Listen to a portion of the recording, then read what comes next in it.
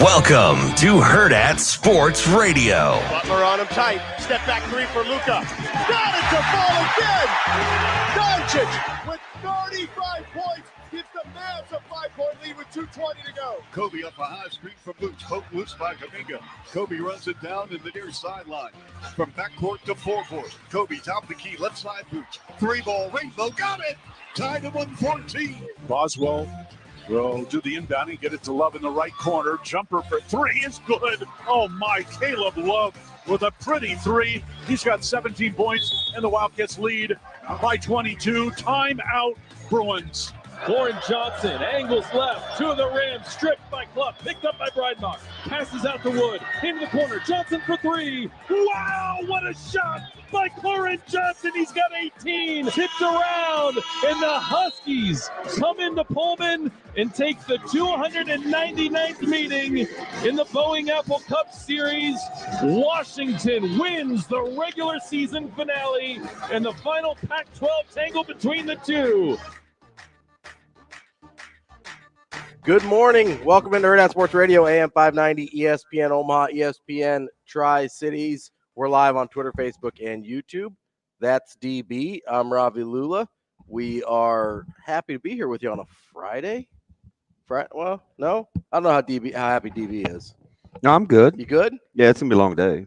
Yeah, but we're good. Yeah. Well, you got games tonight. Lot of hoops. Lot of hoops tonight. Little snow. I liked. I told you I'm a big balance guy. Okay. So I want moisture, and Ding Dong over here, he's out there doing his thing outside. And he's like, well, it could just be rain. We don't need snow. I'm like, at this point, with how far behind we are, I'll take it any way we can get it. I actually think I prefer this type of snow to rain. Really? Yeah, where it's because like, it doesn't really stick to the concrete. Yeah, it doesn't really stick to the concrete, and it's not like pelting you. Yeah. When you're walking outside, it's not. Cool? Yeah, it's not nearly as bad as when it's like a downpour on your head. It's easier to be outside, get in and out of buildings with this. I mean, it's not bad. No, I'd prefer it not be cold, but it's actually not even that cold out. I'm one of those weather weirdos, not a weenie, just a weirdo. Like I like for the grass to be green. I like for, flowers to bloom on time. I like a certain amount of snow. I think one of the cool things about being in the Midwest is 4 seasons. We don't even get them anymore. Like the hotel? Yeah, I don't know if I could probably afford too many nights there, but it's expensive, right? Yeah, it's a high-end hotel. Yeah, so yeah. I wouldn't stay there. I'm a Marriott dude. Hey, me too. Straight Bonvoy. The greatest book, the easiest booking ever. The wife works there. I gotta ride for the brand. All right, team your wife. Not just random wives. Team your wife. Oh man, we've got a good show coming up for you today. Coming up at 8:00, we've got Mike Sautter. He's been down in Lincoln with our guy Jacob Padilla the last few days, or last couple days at least, as state boys basketball continues. We'll talk to him about what happened last night in the smaller classes, not lower, smaller classes, and then we'll preview what's going on tonight in the Class A semifinals as well. Then coming up at 9:00 for your college hoops coverage, we got the one and only Nicholas Allen Bahe. He will be joining us at 9. Well, he's got Mountain West, right? I think so. Yeah, I think he's Mountain West. Which is a good conference to have. That's a good conference. I think it is. And I've been kind of high on the Mountain West. I haven't been able to get you on board, but no, I like the Mountain West. I just don't like them better than the Big East. I know. There's a difference. Even though they're doing the thing that you don't like when people do. Even though they beat you guys, but I mean, I wasn't out there. No, you weren't hooping. No, it would have been worse if I was. But you can't hang that one on me. I mean, it's a heck of a weekend. Will Creighton play tonight? I'm going to go ahead and say no. Oh, absolutely not. No. Yeah. What do you? There's no. You maybe go doubleheader tomorrow. Yeah, there's no way. Shane, hit Alexa up and see what the what's supposed to be the high today. It's in the 30s, I think. Oh yeah, because that's 6:00. I think the 6:00. We're just gonna look at the So the high. I'll guess 32 degrees at 6:00. It's not happening. No, absolutely not. The high today is actually 44. Well, that's not bad. But we've got the snow, we've got the wind. The 6:00. What is it at 6? 42. Oh yeah, play that thing. They're not playing. No, I wouldn't want to. 100%. There is. But if you're in from Portland and you've been here a while because They were on Wednesday in yeah, Omaha. But you're going to be here tomorrow anyway. Just play the doubleheader tomorrow. I think it's supposed to be nice tomorrow. it is. Nicer. How do you think the folks from the Jaguars from South Alabama, how do you think they feel? They probably feel fine. No, it's probably pretty cold for them. Oh, they're Jaguars, not snow leopards, so it's not going to work out for them. Yeah. This the one sport that that's why I don't always understand like why the Major League Baseball playoffs go so deep into October. Mm-hmm. Like there are some chilly nights. Like end of November now too. Baseball is safe to say like it's not a sport that should be played in sub 40 degrees, sub 35 degree weather. No, absolutely. Football is fine. There's like nothing enjoyable about that. Football's okay to a certain point, right? I'm not out there. We had the games in Buffalo and Kansas City this year that it's -20. Nobody should be doing anything outside at that point. Let's just be clear about that. Trekking through snow. I think I heard some Chiefs fan is getting something amputated because they got frostbite during one of those games. But I thought it was wasn't he at a buddy's house? Wasn't that at the watch party or was he at the game? I couldn't tell. I missed it. That might have been the guy that they couldn't find that was stuck outside, or maybe he No, passed. that guy died. Yeah, he unalived. Not himself. He just was unalived. Yeah, and then I think there were 3 dudes in that yard. Yeah. 3 dead dudes in that yard. And did I read that correctly? There was no foul play involved? That's what they're saying. And so guys were just on one and couldn't come back inside, and the guy, there was no snow at the time, and the guy just didn't know he had 3 dead friends in his backyard. You want me to believe that? Yeah, I don't know. Because it was days before the cops. Well, called. A couple, I think. Yeah, but it wasn't like a couple hours. Yeah. You could be like, you're at a party, you maybe have a little bit to drink. I could understand not noticing somebody. I'll give him up to like 12 hours overnight, right? You're drinking, you go to bed, you think everybody went home, you wake up the next, and he had a dog. I remember the guy's story. He's like, I didn't think anything of it. And he had a dog, so he let that dog outside at some point. Yeah. You cannot tell me, if there's a dead bird in my backyard, the dogs won't leave it alone. Yeah. You're telling me there's 3 dead bodies in a backyard? I haven't had anything and this dude's close to remotely decomposing in my backyard, so I don't know. Every once in a while, a bird or something will. Yeah. Or I had it was bad. I'm glad I don't have that problem. A lot of the former radio colleagues that I've worked with have pets that don't mind killing random things. That even Kugler, and his dog, he's got like a nice dog. Who's come home with some random birds, and Severe's got the worst dogs and cats. They bring home so many strays, it's not even funny. I don't think my dogs do the killing. I think they just discover the animals. Yeah. If they're in my yard, right? So you can't tell me that this dude in Kansas City had 3 dead dudes in his backyard and his dog was just like, not a big deal. We're cool. No, the only time my dogs go outside is to use the restroom and maybe a 10-minute walk. Yeah. Maybe. I let mine play outside a little bit because they're, especially Doug, he's got to burn off some energy, Yeah, Doug's a big guy. He's a big dude. I play football with him in the backyard. He can fit a whole football in his mouth. Yeah. And so there's no way you're bringing that guy down in the open field. No, absolutely not. Yeah. He will truck stick me. Yeah. Kind of like Bo Jackson. Yeah, he's got more highlights than Bo does, though. More career games, too. Wow. We'll just move on from that. Wow. There was a couple things I wanted to clean up from Rule's conversation with JD Pickle the other day, because I know the overall tone of the speech wasn't a ton different than what we'd heard, but there were a couple nuggets that we got to, and we got to one of them the other day when we were talking about. Yeah, you love your nuggets. I do. Chicken nuggies. Whew.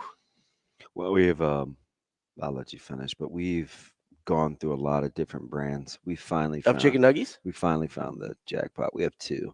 We have some gluten-free that we get from Costco, but then I follow the McDonald's corporate chef on TikTok, and he let us know where the closest McDonald's ones were. Oh, where the tempura batter. Yeah. Oh yeah. Okay, you might have to slide that to me. Those get knocked off. Oh yeah. Found the hash browns too, and the sausage. Is who crushes those more? Zoe. Yeah. Okay. 100%. That's what I figured. 100%. But in terms of Coach Rule nuggets, there was something he said about Tony White that I wanted to get to, and I haven't heard anybody else bring this up. This is why I'm still bringing it up, because I like to be unique and different and fun. It'll be fun to watch. Listen, fun. I get the I get the gist of what you said, but the fun part threw me for a loop. Yeah, right. It's a lot of fun. Every day I have to make sure when I walk in here that like you're not up to something diabolical and you're talking about fun. Listen, I think Does that weird you out how I kind of have to check out the place? No, I mean you're kind of a strange guy. Well, I never know what you're walking into. Doesn't really surprise me. You could be a little bit of a weirdo. I'm very aware of my surroundings. So when I stalk people that I'm thinking about, just stalk people that I'm just thinking about. I kind of like to get to know patterns. Get the lay of the land. Yeah, I was like, oh, he goes to the gym and he gets the kid. Yeah, I got you. You try to be friends with somebody and you're like, I gotta figure out their whole schedule. Nah, I probably wouldn't be friends. I just kind of do the recon. I'm not taking that next step. No, I want the extra work. But what did he say about my man T. White? So he said when he was talking to JD and about how Tony White was staying there, he goes, we were able to do some things to help his situation. I assume he mostly just means give him a little pay bump and, but here's the part that I don't know that a lot of people caught. He goes, we didn't do those things to get him to stay. We did those things after he decided to stay. That to me there's an enormous difference there. Mm-hmm.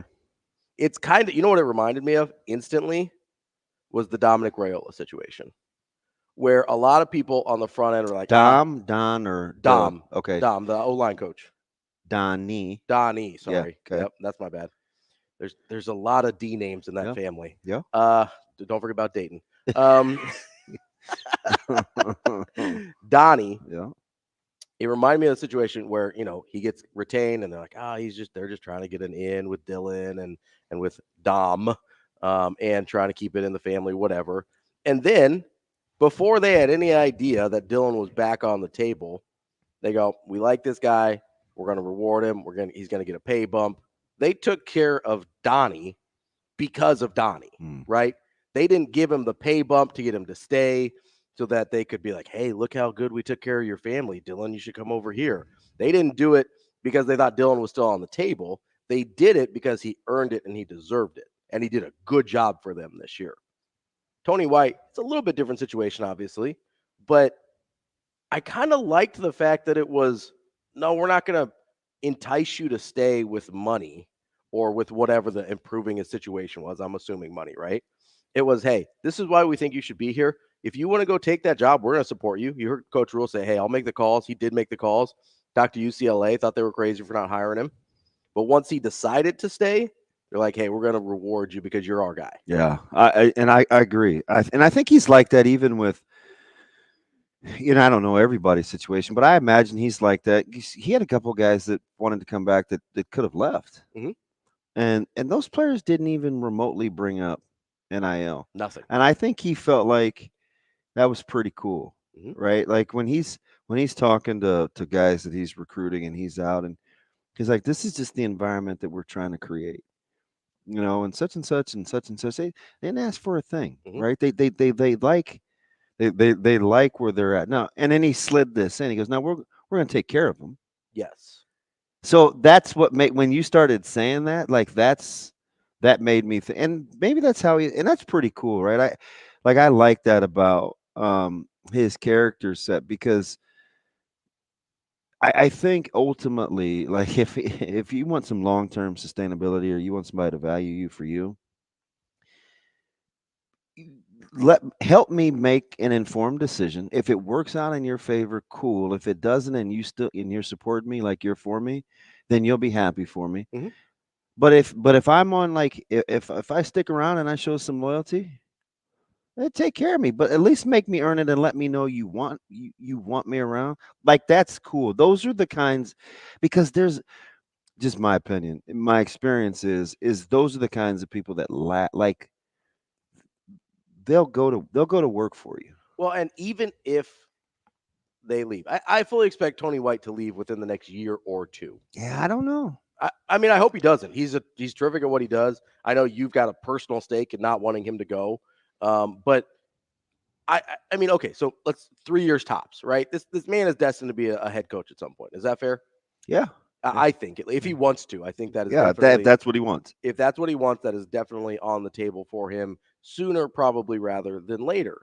So it's not like I think it's important to kind of make that distinction because Tony White can be a loyal guy and still move on, right? 100%. That loyalty isn't contingent on staying at Nebraska. Loyalty. And we've seen that with other guys that have coached with Matt Rule also, right? Marcus Satterfield went off to Tennessee Tech, I think, came back, right?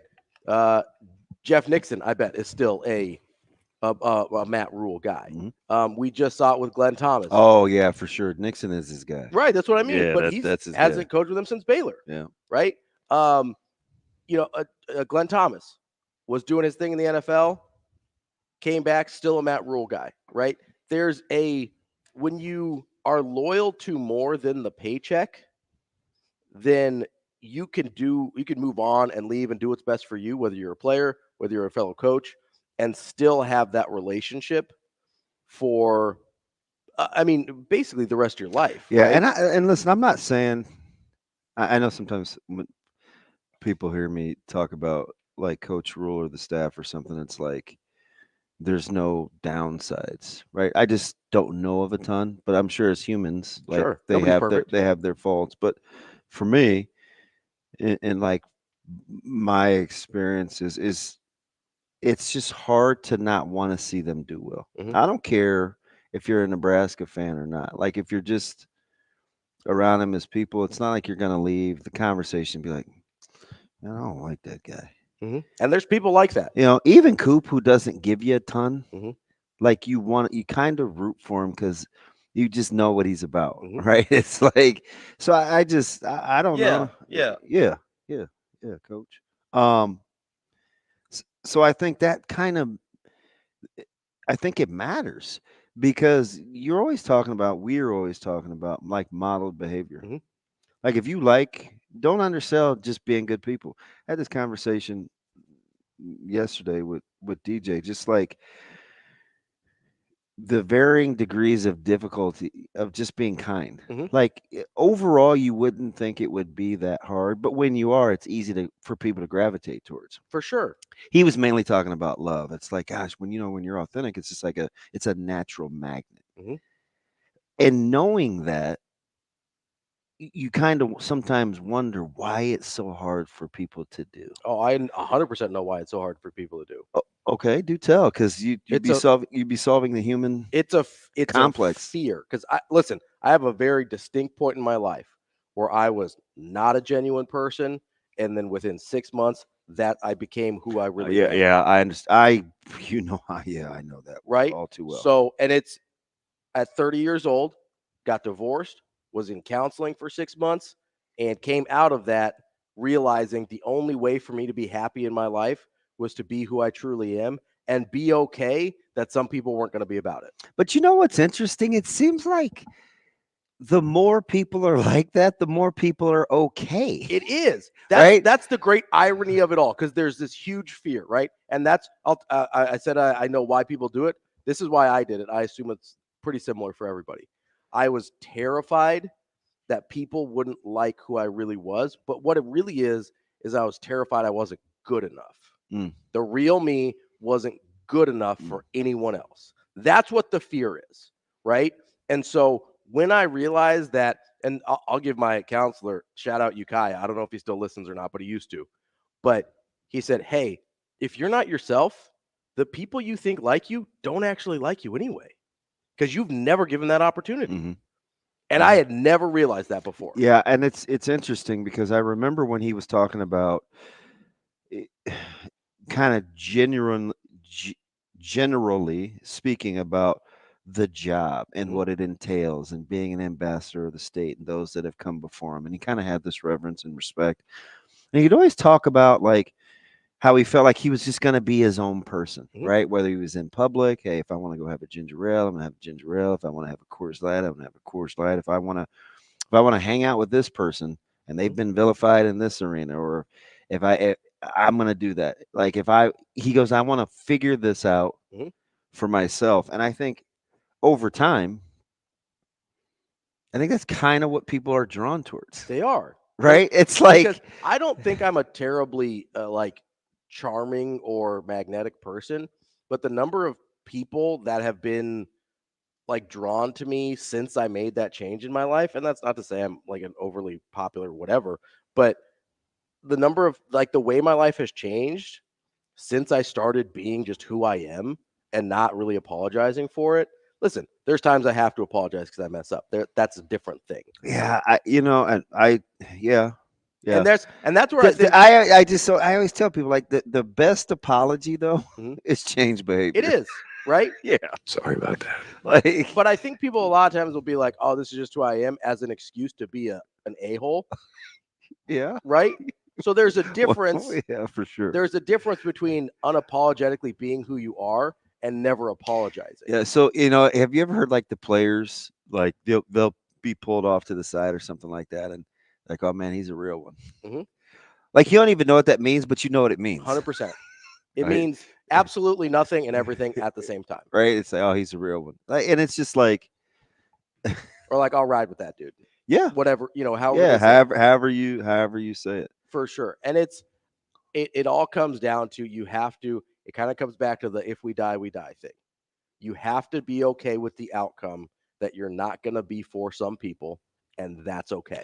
And this wasn't like, I just remember talking to Coach White about the first job opportunities and stuff with SC, and because I told you guys he was up at the school, and at the end, I'm just trying to get my takeaways without force feeding anything, and I was like, you know what, like, I think he came out of this with more respect for Coach Rule and a guy that he already had a lot of respect for than anything else. And I'm like, wouldn't that be cool? But you don't really know what people are like, what's in there, unless you're willing to like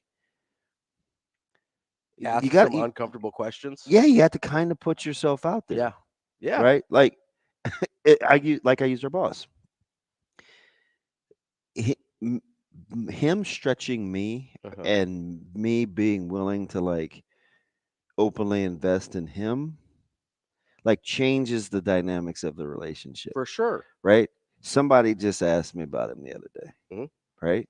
Of significance, we're talking. I said, hey, listen. I said, I'm just telling you.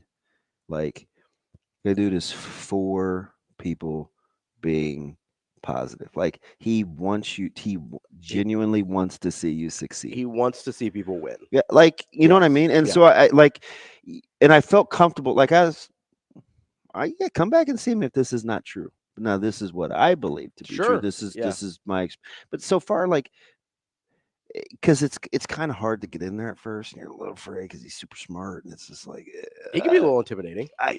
Well, it's because he doesn't say much. It's not.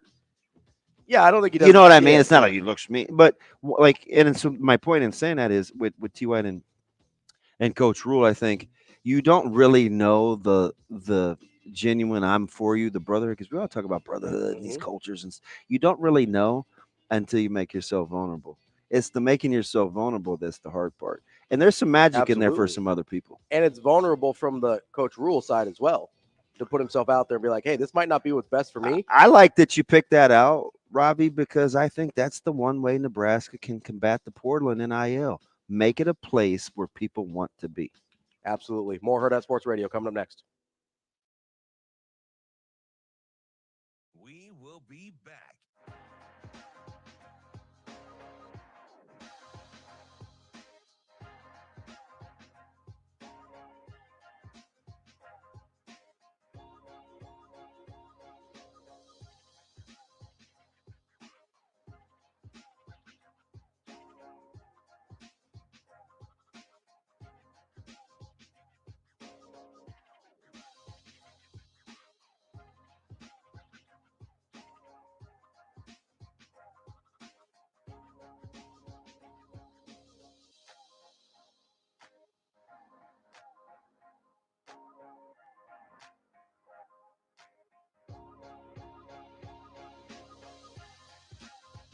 We will be back.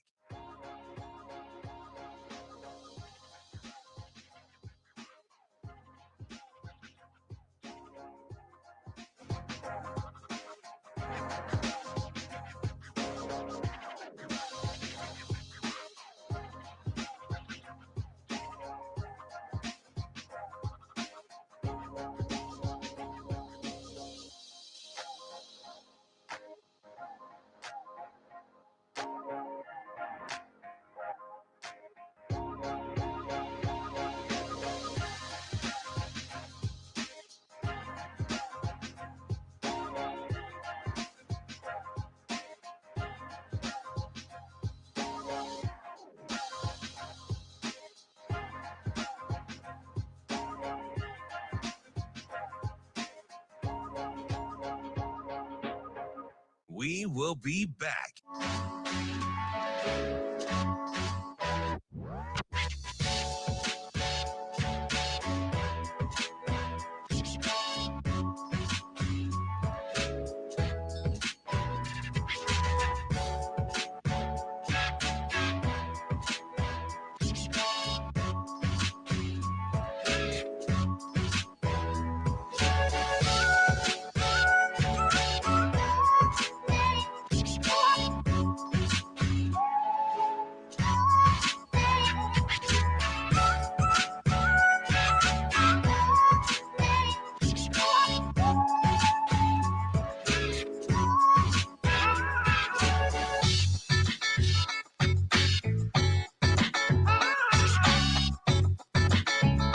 We will be back.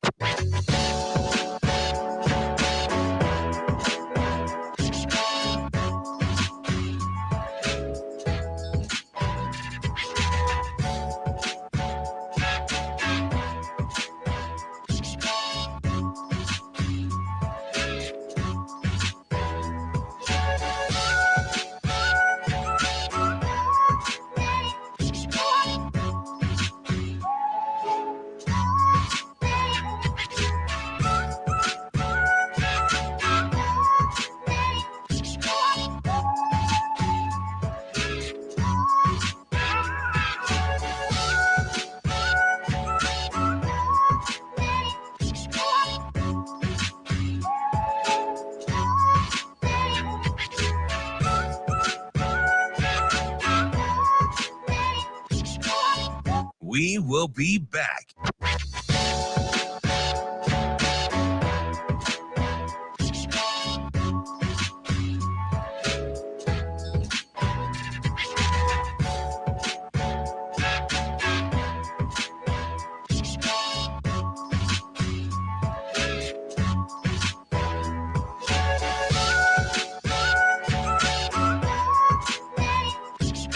We will be back.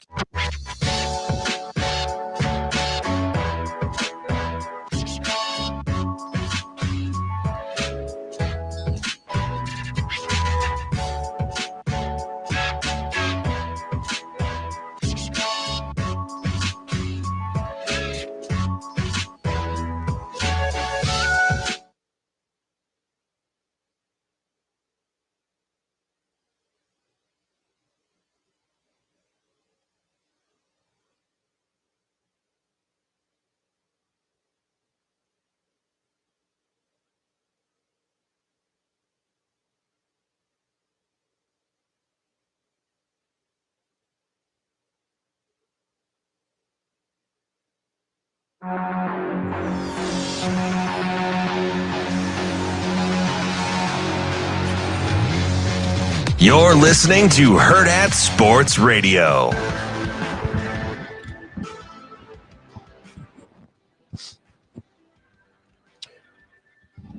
We're back here on AM 590, ESPN Omaha, ESPN Tri-Cities. We're live on Twitter, Facebook, and YouTube. That's DB. I'm Ravi Lulla. We are live from the Hurrdat Sports Bar and Grill. We had some state basketball last night in the smaller classes, Class B, Class C1. I know that our guy Jacob was out at C1, so he may have missed the... they're all his former players. They are. No, I appreciate that. No, I do too. JP's a good dude. He is a good dude, and he's actually he's a good basketball coach too. I don't think people know that about him. I saw it firsthand. Yeah, like he knows what he's doing. Yeah, 2 years ago we beat their top team by quite a bit. Mm-hmm. We trailed his team at the half. Yeah, he knows what he's doing by a few. Which is, you wouldn't, knowing his personality, you don't look at him and necessarily say. I have a lot of he knows what he's doing. I have just super smart dude. The thing that I like, I watch how he communicates with his players. Yes, not a yeller. Like, man, I've watched him. He benched a guard. Yeah, sat him for probably it was a minute, probably 7-8 minutes, because he turned the ball over early. And occasionally talked to him on a bench between walking and pacing and whatever. And turns out he's one of his favorite players. And I'm just like, You have to be able to do that. You have to have a good relationship with a kid to be able to do you that. have to be and not to lose him. Yep, you have to be. I watch him a ton. Like he's legit. I say helped in quotes with him one year. I showed up a handful of times. I wasn't like, and it was really cool to see firsthand like how he operated. And that was pretty early, I think, in him coaching high school kids. And it was really cool to see how he operated and how he communicated. You ever sat at games with him? I mean, I sat on the bench with him for a handful of times. Yeah, so like from me to you, like he won't, while the action's going, he's not talking to you. No. Right? If I'm across the gym or something and we may be both critiquing something at the same time, I may send him a text. Mm-hmm. Rest assured, if he responds, he's not responding until there's a whistle. Absolutely. Yeah. Like, he's locked in. The dude is whether like he's locked coaching, whether he's covering, in. he's locked in until I don't know. I don't. So I know he went to go see his guys. I think he let Sautter handle B. Yeah, I'm wondering what his reaction would have been to the reported scuffle. Yeah, in the Class B with Omaha Scott and I don't know who the other parent was from. So it's just they didn't. The wording was weird, super strange. So I read what Mike immediately tweeted. You know, he said, "Talk to an official. It wasn't this. It was this." I tried to ask a couple of guys that I trust. One was in another building. Then I read Sam's little blurb in the World Herald. I saw Stu's tweet where he said second time in 2 weeks, and apparently there were, you know, I'm always here for the comments. People didn't love some people didn't love that he said that, but I don't know enough to speak to the particulars of repeat offenders or, you know, throw stones. But I am anything you tell me that happens in the stands with parents, I 100% believe though. Yeah, it gets pretty unhinged up there sometimes. Well, it's just and I think it's progressively getting worse. So and I want to say, you know, like I understand it's an emotionally charged environment, but when we talk about modeled behavior, like would any of those parents be okay with their kids doing something similar? I don't know. I mean, I have to imagine no, but I think you would be surprised. Maybe, but that's sad if I would be. Listen, this isn't DB here for defending violence. I think you would be surprised at how there's like this blurred, like Robin Thicke, blurred lines, like blurred boundaries between parental advice and like you talk to your buddy. In what sense? Because I think I could hear some people saying, "Hey, man, you better defend yourself," or "Hey, don't let anybody do such and such." And they're adults like that are providing feedback to young people, right? So, I mean, hear my heart here. I'm not condoning. I'm telling you what actually happens. Mm-hmm. Hey, there's a lot more "Hey, you betters" now. You better insert blank. You better not put up with blank. Like it's just become very, very reactive. And so I think you'd be surprised Isn't that most of the time a bad idea though? Listen, I'm not here for the outcomes. Okay. I'm telling you how we got here. What it is. Yeah, because we're not afforded the luxury of just fast forwarding to the end game. Okay. You have to ask yourself how you got there. Okay. And I think how you got there is I think young people feel empowered to act a certain way because of what's being instilled and instructed at home. I think you would be surprised. I think I would be because it's not like there isn't this reverence for like, hey, don't talk to officials that way, or hey, don't talk to adults that way, or hey. I know that. Okay, so why do you think that the sports arena would be anything different or like have different moral compass? Like you see what happens with young people in authority, and it's not just their fault. Like it comes from somewhere. Yeah. Like you can't. I cannot stand how we fast forward to condemning kids without holding where they got it from responsible. Like it just doesn't happen out of nowhere, right? It usually comes from somewhere. but we're still, man, kids today don't do this, and kids today, man, neither do some of these punk ass parents. Like, I'm just saying, like, well, that was kind of my point, though, was that. So I think you would be surprised, and I don't know what happened. Listen, you have to, full disclosure, right? Mm-hmm. Well, just Wednesday, sitting with Coach Runco from Westview and his staff and Oklahoma Tyler. Mm-hmm. And it wasn't even our game yet. We were just sitting up kind of by ourselves. There are a couple of college coaches there. And I said, gosh, this is uncomfortable. I'm used, because I'm listening to all what's going on around me. Mm-hmm. Some of it was kind of cool. Oh, that 13 from Millard North, he shoots from anywhere. Mm-hmm. So some of that stuff was cool. But then, like, they're critiquing of things that I don't think, of first timers, and mm-hmm. I was like, this is interesting, because, like, normally I'm in these secluded spots when I watch venues, or I'm in the broadcast booth, or I'm on the sidelines. Mm-hmm. So I'm not really like in the mix a lot. Yeah, it's hard. Mm-hmm. It's and I have a lot more self-control now than I used to, but it's still hard for me. And I know I have a lot, like, people say, oh, DB just had this, or DB did that, or did you see what he did? So I know, like, people are paying attention to you, but it's hard. Yeah. Oh yeah, especially, like, if it's your kid. I could see parents, like if somebody had said something about somebody else. I see. I just had this conversation with. Can I say his name? He works with the NSAA. Mm-hmm. So I'm driving down to Lincoln the other day, and we were talking about what makes their jobs difficult. Mm-hmm. And he's like, you just sit at games and you listen, and because the topic of officials came up, mm-hmm. and official shortage, and all the vilifying. And he said, these people, I watched at this particular venue that he was at on Wednesday, parents just berate mm-hmm. officials the entire time. And you want, like, your kids to like be opposite, or you don't think, like, that's gonna spill over, like it just does, for sure. So I don't know if I'm, like, taken aback, and I don't know if that's sad or good that I'm not surprised, because I don't know what happened. I mean, maybe they had an exchange about something he did at work. I don't know what happened. Sure. Could have been about anything, right? So I'm not casting judgment on that. I'm just saying, like, kind of the holier than thou. I can't believe. No, I can actually see it. I mean, I can see it. I actually, because I see it all. Like, it gets dicey. You see some of these, like, Barstool accounts, or mm-hmm. like, it comes from somewhere.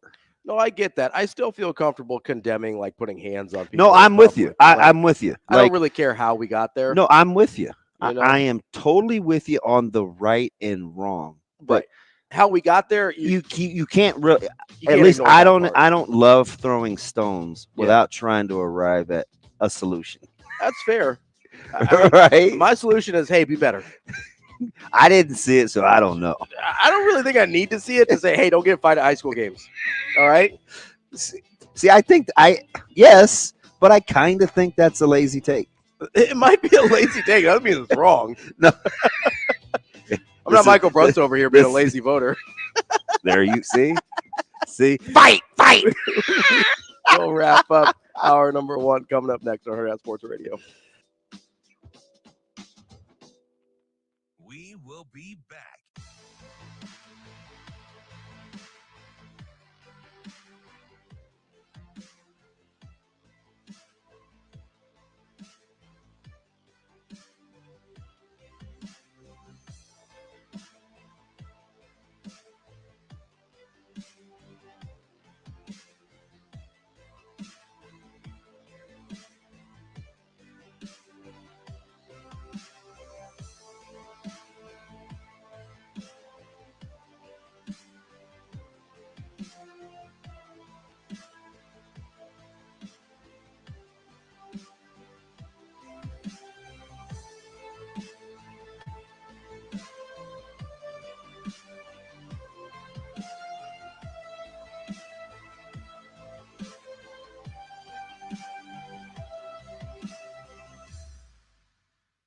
We will be back.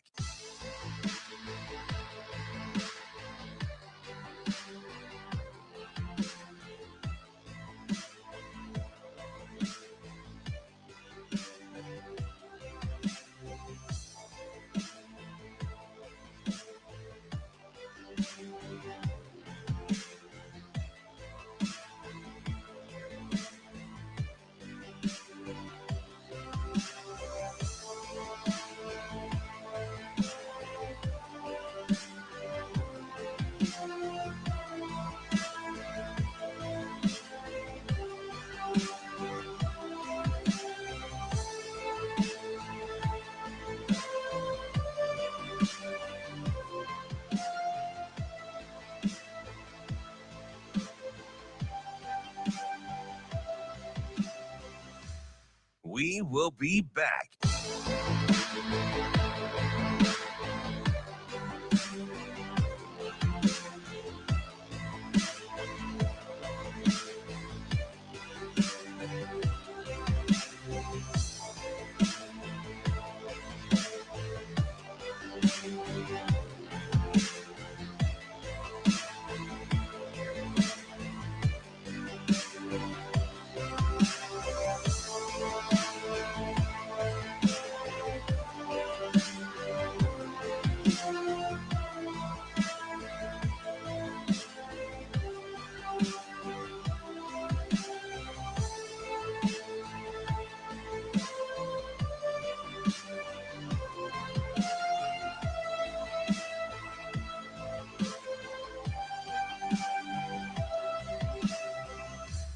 We will be back.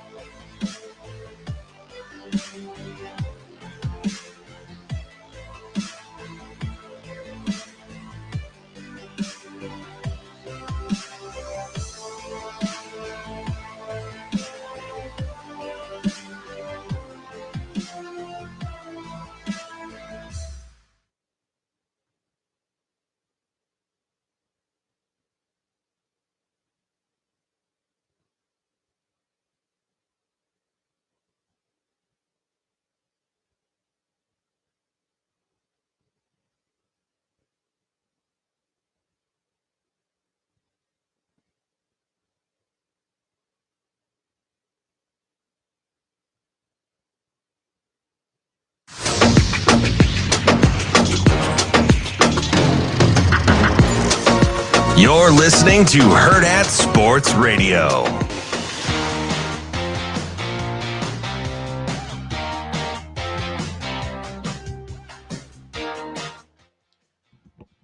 Wrapping up hour number one here on Hurrdat Sports Radio, AM 590, ESPN Omaha, ESPN Tri-Cities. We are live on Twitter, Facebook, and YouTube. That's CB. I'm Ravi Lulla. We are going to be catching up with Mike Sautter about high school hoops here in just a minute. But I wanted to, there was a story that came out on ESPN a couple days ago about the Alabama coaching search that I thought was interesting. Mm-hmm. Because you love that guy. Who? DeBoer. I do love DeBoer, but that's not even the interesting part about it, right? The interesting part about it was several other guys mentioned in that story, or at least two other guys mentioned in that story that I like a lot. And that's Mike Norvell and Lane Kiffin. Apparently, and I had heard this at the time because I follow a lot of Florida State people. I knew, and you were trying to throw Norvell on me, and I was like, I don't know, man. I think Norvell was the first choice. I think he was. The way that they go through the article, the Greg Byrne wouldn't say who he contacted first. I love Greg Byrne too, by the way. Reading that, he maybe came out the best of that entire story. I think he's sensational. He seemed like he knew exactly what he was doing. Great dude. He told the Alabama players, I will have you a new head coach in 72 hours. Got it done in 48. Like that, you know how confident you have to be? He's a great dude. To be like, hey, we are closing this deal before the weekend's over. Yep. So I came big Greg Byrne. I came away incredibly impressed with Greg Byrne. I also came away with the impression, and it backed up what I heard at the time, that Mike Norvell was the first choice, which makes some sense. Norvell has a little bit longer track record at Power 5 than DeBoer does. That's all. You know the coolest thing about Norvell being mentioned? Remember when the shine was almost off of him at Florida State? 2 years ago. Yep. So he's come out of the back end. And those people, and I know it's part of it was like Willie Taggart syndrome and stuff like that, because it was pretty clear with Taggart that it wasn't happening and it wasn't it right away. If you were paying attention, you knew despite the records that Mike Norvell was headed in the right direction. I've sort of felt the same way that I did last year with Coach Rule. Like, yeah, the games didn't go exactly how we wanted it to, right? Really feels like they were heading in the right direction. Mm-hmm. They held their faith in Mike Norvell, and they were rewarded, right? I think the same thing's going to happen with Coach Rule. What I thought was interesting besides that, though, was besides validating my thoughts on Norvell, which is the most important. Not the most important, but it's up there. I love being right. And was the fact that Alabama was not interested in Lane Kiffin. Mm-hmm. And that they were interested in Steve Sarkisian, but they knew he wouldn't be interested in them. If I give you any job, you're an AD. Okay. We did this exercise with Sarkisian and Leipold last week. I give you Lane Kiffin or Steve Sarkisian. Both are options for your job. Who are you taking there? Yeah, a full disclosure, I'm probably taking Kiffin. Absolutely. But this is so weak. But I have to be around them for a little bit. Sure. But like, so this is truly at first blush. Outside looking in. Yeah. Yeah. I would take Kiffin. Which is all we can do, right? Because we don't have But I could also see how they don't want the rat poison. They don't want the pictures. They don't want the Twitter. I could see Alabama not wanting what comes with that. I 100% could see that. And that doesn't take anything other than being on social media. So I'm not like, oh my gosh, I can't believe they do that. Because I think what people forget about Sark, despite the 71-49 record, which by the way is not terrible, right? Now I know he got hot this year. He's a heck of a recruiter, and he appears to have instilled some discipline in that program. So is Kiffin, by the way, heck of a recruiter. But do you know what I mean? Like, so maybe Sark is going to trend up. Now, I said this yesterday. I don't think 12 wins is sustainable, especially in the new SEC. Yeah. Well, but at first blush, like I would just, sure, I'd take Kiffin, but I wouldn't like. Not going to die on that hill. Nope. And if you wanted to debate it, there'd probably be some give and take. The only reason I can see Sark making more sense. But I think I like Sark a little better than you. Probably. I'm not a fan. I don't think he's very good. Yeah. I think he's been worse throughout his career than people realize. I think Kiffin has been better throughout his career than people realize because he got let go at USC. Let me ask you something. Yeah. Who do you think, if they surrounded themselves to offset their weaknesses, who would you take? Kiffin. Ooh, I don't think I would. Really? No. I think. So here's what I'm probably doing there. I think Sark is a very good offensive mind. And I'm not saying Kiffin. No, I'm not. Okay. I'm not saying that. But I'm saying, like, if I wanted a guy to walk into a house and talk to somebody I cared about, I probably would lean Sark. Because I want what else comes with it, especially if he's going to offset. Like, let's say he has a blind spot for secondary play. Sure. Or he's unorganized or whatever, because, not everybody's good at everything. So if you give me two guys that have the ability to offset their weaknesses, I probably would take Sark. So here's what I think I'm doing with that question. And this is not. Does that make sense how I'm saying it? It does. Okay. The reason I said Kiffin so quickly is, and this is not really answering your question, which is why I'm bringing it up. I think what I was doing with Sark was thinking he was less likely to identify his own weaknesses. See, I don't get that.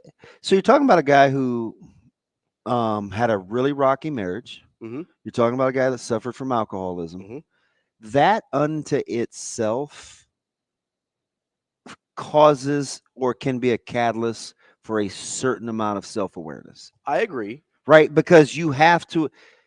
I also think that there is the same is true, at least for the marriage part of Kiffin. Yeah, but he's made it fun. Like, he's made light of it. There wasn't any real that we know. That we know of. Well, I like I said, that's what I'm saying, Yeah, right? Like, my first thing was, I don't really know him. I look at, like, if I'm going to take pictures with two perceived attractive females and say, come to the sip, or be out on my yacht with, catching a marlin, like, those are the things that lead me to believe, and I could be wrong, but give me the impression that I don't know how, like, I don't know if bottom was really bottom. Like, sometimes it's got to hurt you to the core, man, before you really. Why did I tell you I love what Sean Padden said? I didn't mention him by name, but when he was, he's talking about taking self-inventory. He's like, sometimes it hurts. Yeah. Oh, yeah. And I was like, you're my hero. Right? Because yeah, people that are self-aware always give themselves a chance to be successful. They always do. So the reason I think Kiffin is self-aware is because he basically is acknowledging all of the things that people have bad to say against him at any given time, and he's okay with it. That doesn't necessarily. Trump doesn't care either. I don't think that that's a direct correlation of self-awareness. It might not be. It could be irrational confidence. Like, you could be so narcissistic that you don't take into account what anybody else thinks about you. That's fair. It definitely could be. Oh, 100% it could. That's not how I have perceived it from Kiffin, but it might just because I like him. What I'm not putting that on right, Lane. but it's what I'm telling possible. you. I'm just giving you a different vantage point. For sure, and that's fair. I will say the one thing I would understand about Sark over Kiffin is Texas is more similar of a job to Alabama than Ole Miss is. And here's the other thing, just looking at the two, even the guy that was mad at the young handler in the tunnel when Sark got mad and everybody wanted to vilify him, and I'm like, man, in the moment, in the tunnel, like, yeah, it's not the best time. It's not, yeah. Like, I'm not holding that against Sark, right? Like, you say some things in the moment, like, just imagine. I couldn't believe how that took off, but I'm not even going to get off on a side note. Like, that didn't bother me about Sark, really. But I'll say this, like, if you're just looking at those guys, and let's take Doug. One of those two guys has to watch your dog. Who are you taking? Well, I know Kiffin has Juice, his dog. And do you follow Juice? I don't follow him, but he reposts a bunch of his stuff, and I follow Lane.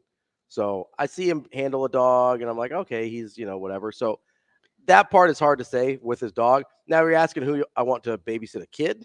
I probably go Sark. That's what I'm saying. Right. It's like, I would not at first blush, I get the Kiffin. Yeah. But I don't think, you dig a little bit. Like, you could easily make the case. That's fair. I wonder if part of my and this is, I definitely have a bias towards Kiffin. I just like Lane Kiffin, right? So I'm acknowledging that. I wonder if the fact that Kiffin gives us more makes me feel like I know him better. I remember Andrew and I did an exercise about top 5 coaches. Yeah. And I had Kiffin. He had Kiffin fairly high. He was always high on Rule, and I had Kiffin a little lower. And I said, I just don't think we would be ready for Lane Kiffin, which put him down on the list, right? He's probably a little closer to the Dion than he is to a Rule. Ooh, I don't know about that. Not like in terms of it sort of becomes the Lane Kiffin show, and not like it's about the university. Because his teams are good. They're really, really good. And they run the ball, and they play with some toughness. And no, I'm talking more about like the vibe becomes it's the Lane Kiffin show. And Ole Miss could be good, really good again this year. They got better as anyone did out of the portal this year. Coming up next, we've got Mike Sautter. here on Hurrdat Sports Radio. We will be back.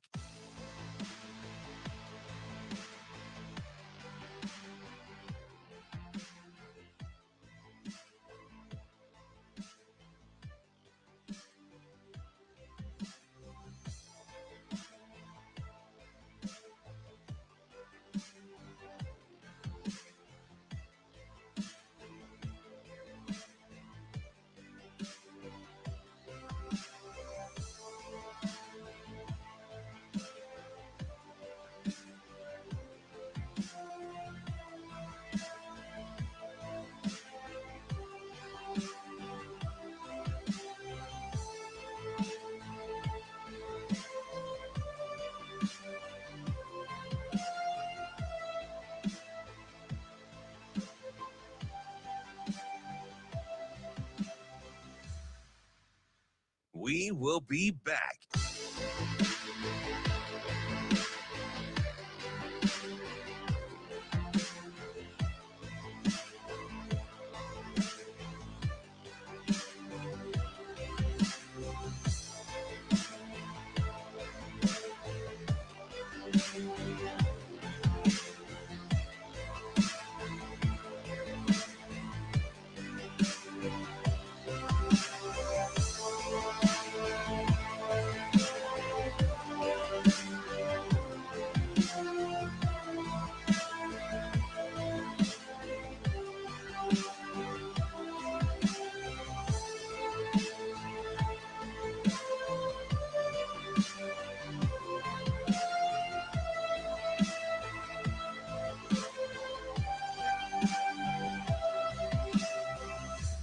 We will be back. Yeah.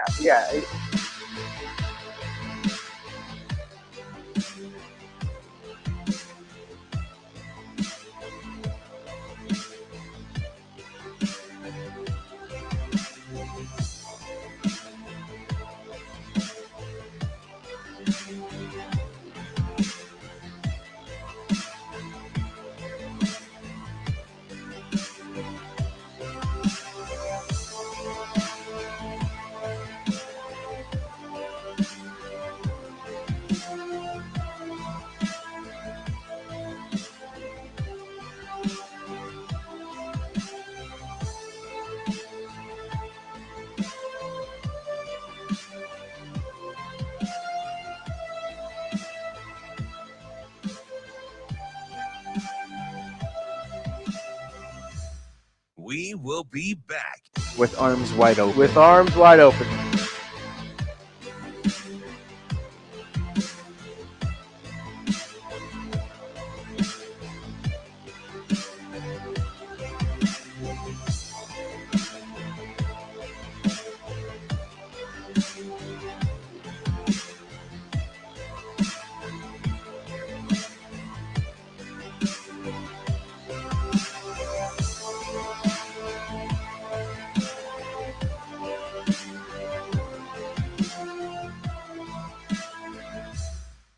Oh, man, you're going to put me on the spot.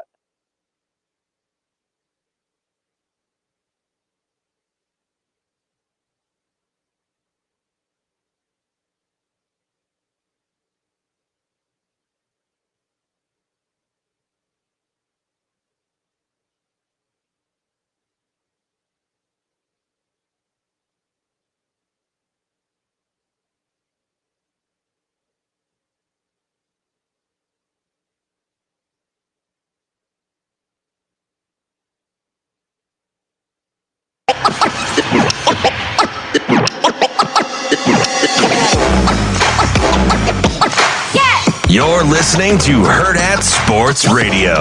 Oh, yeah, no doubt. Mike Sautter. Yeah. Mike Sautter. Oh, man, you're going to put me on the spot. Mike Sautter. Kicking off hour number 2 here on Hurrdat Sports Radio, AM 590, ESPN Omaha, ESPN Tri-Cities. We're live on Twitter, Facebook, and YouTube. That's DB. I'm Ravi Lulla. We are joined now by Mike Sautter of Hurrdat Sports. Mike, you should get a little stretch there. How you doing this morning? I'm good. I'm great. I'm fired up today. Got a brand new shirt on today. All I see is Neb and corn. What's on the bottom? Preps. There we go. Got the whole. I picture said there. Joe Rome's in the house. That's our mascot. You didn't know? I did know. I was just giving you a hard time. Sing along with me if you know the words. I said Joe Rome's in the house. I don't know the words. You didn't used to watch Martin? No, not really. Michael Jerome Sautter, how we doing, buddy? He's too young for Martin, Damon. Why are you putting young Jakob on the pullout?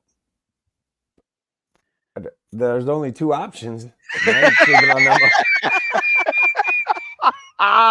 It's just real matter of fact too, right? Like, well, it's not gonna be me.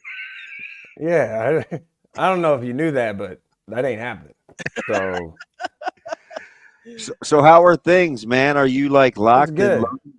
Yeah.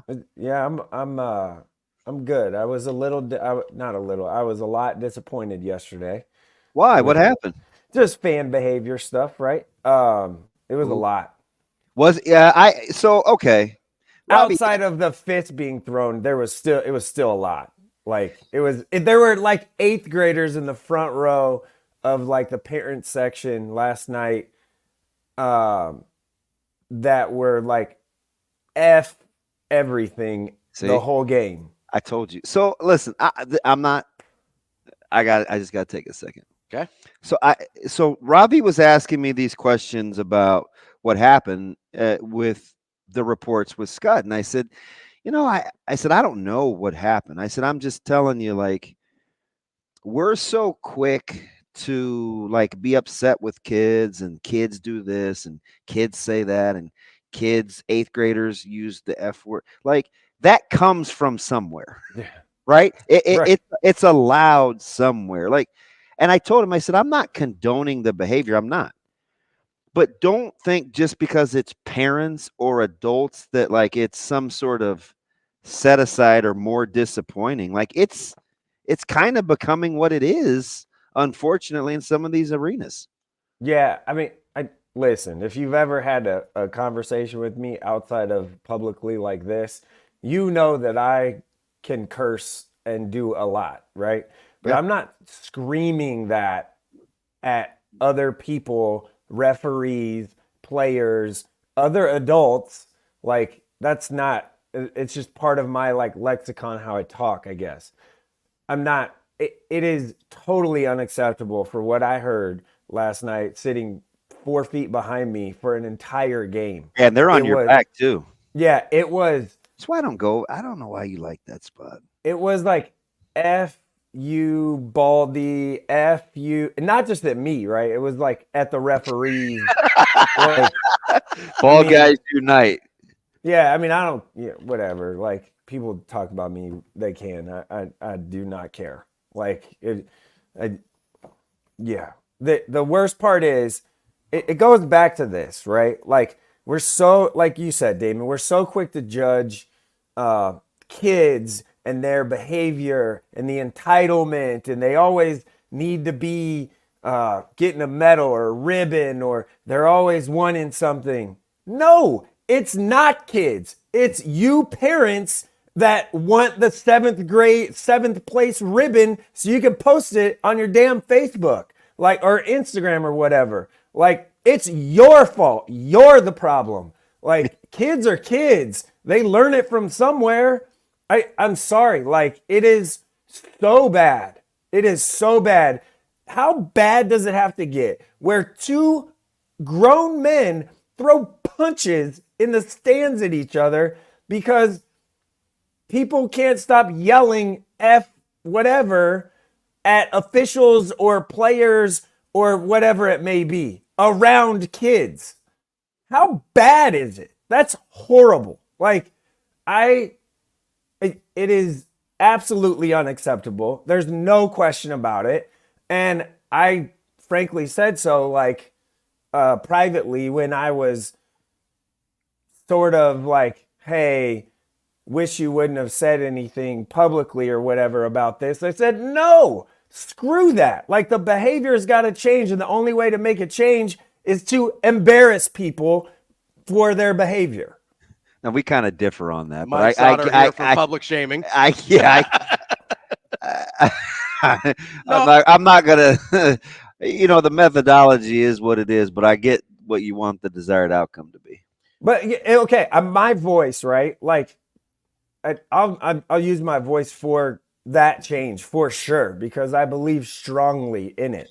I think it's wearing on the directors and stuff too. 100%. That put on the events. I think those men and women are I think they're at wit's end.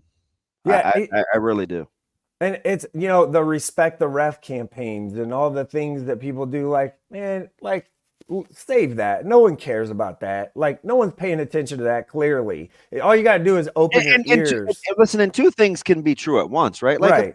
Officials can need to be, but like I just was at a game where we got a bench warning 2 minutes into the game, right? Like that's right. That shouldn't happen, but that doesn't. But I didn't say a word. I mean, first of all, nobody can hear me, so who cares? But that doesn't justify the behavior. It doesn't justify the behavior, though, right? Right. For people to be mad at that, like, I mean, there's certain things we'd all like to do differently, and we can kind of see calls, no calls, but like just the amount of how brazen we are, whether it's through social media, whether it's in public, like there's just these parts of me sometimes where I was like,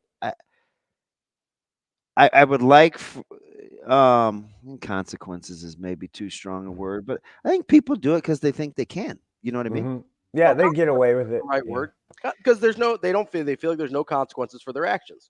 When you feel like there's no consequences for your actions, it becomes a really, really dangerous place. Like you're just trusting people to have kind of to be better than that, to have the moral compass pegged at this, whatever it is, and it's subjective to everybody. Well, right? Here's something I don't think is subjective. Let's not swear at children. Let's start there. Is that okay? Like, let's not scream F-bombs at children playing a game. Is that okay? We can all agree on a place to start. Let's not scream obscenities at children playing a game. If that's outside of your moral compass, like, you can leave. Let me ask you something, Mike, Ravi, because again, I try to be in the solutions business. How much, and again, this is not to condone behavior. We're going to try to figure out where this comes from. Like this hypersensitivity to needing to be heard and express displeasure. How much of that do you feel is kind of a byproduct of the pressure to get attention or be recruited or be talked about or to have hard work behind the scenes of said student athlete validated? Like, how much of that is like the spawn of, I just want my kid to, and then fill in the blank? I think a lot of it. I've spent this much money on my kid, so I'll say, but where is that pressure coming from? I'm just trying to get behind. I get it. Peel back the onion a little bit. But the pressure is self-imposed most of the time, right? Well, I don't know. I don't know. I think you don't think the pressure. The parents are putting a lot of that pressure on themselves and their kid. Okay, that's what I mean by you mean adult? 100%. Yes. Yeah. Like, yes, 100%. There shouldn't be any, like, there's no inherent outside force that's saying if your kid is not recruited, then his time as an athlete in high school was totally wasted. Okay, yeah. That's not true. Okay. Now, parents may feel that way. I understand. Parents may have spent tens of thousands of dollars on AAU and training facilities and whatever for their kid that's 5'9" with an 18-inch vertical and is probably never going to play in the NBA, right? But that's a self-imposed pressure from the parents. That is not coming from the outside, right? Correct. That's where I have a problem with, okay, yeah, there is a lot of pressure, and that might be what's causing a lot of this behavior, but 100%. They are the calls coming from inside the house. 100%. 100%. You're totally right. Ravi, you're totally right. I was just going to say the same thing. I'm going to put that on the t-shirt. The people that spend the money, the parents that spend the money for their kids or whatever, and their time and all this stuff, they want the attention and they want this, and they want the kids recruited, and it's a lot. Like, and half the time it's not even what the kids want. Correct. That's Absolutely. The real problem, right? Is they're not doing it for their kids. There are parents, and I know these parents, right? Because I coached college ball for almost a decade, right? I know there are parents that do everything to put their kids in a position to succeed, and whatever happens, and they're cool with it, right? But then there's the parents that feel like the kids owe them something for giving them those opportunities, and that's where it gets dicey. my only pushback on that, because he's making a point, Mike, and I'm gonna let you go here to answer this, but sometimes I think it's peer to peer. Well, I see, Widener getting this attention. She's probably a bad example because she's good, but I see player blank getting this attention. I'm pretty good too. Like, what's wrong with me? Like, there is some of that too. Some, sure, right? I don't think that's the core of the problem. No, but I'm you know what I'm saying though? Like, I do. Well, I think when there's a little vitriol or Timmy Turtle comes home and he's like, Dad, Padilla and Sautter talked about, Steven, and like, why are they not seeing me? And that could be said to a parent like 2 or 3 times. And at some point, whatever the threshold is, when that parent sees you, or maybe they don't say anything to you, but that promotes the sentiment about how they feel you're doing your job. Like, that can be a thing too. Because as a parent, when you think your kid is going through that, like, your natural inclination, I mean, some parents will be like, hey man, just stay the course, do this, do that. But sometimes, like, not everybody is a perfect parent where they're experienced or savvy enough or have been through it where they can like reconcile it in the moment and say, hey, listen, Jerry, calm down, man. Like, that's Pete's deal. You handle your business. You stay in the lab. You do your thing. Don't worry about that. Like, there's not always going to be that perfect response either. So, like, I think we have to allow some grace for growth, but it's why we have to have these conversations, because it is, just look at all the films of people coming out of the stands and being like the last 3 or 4 years.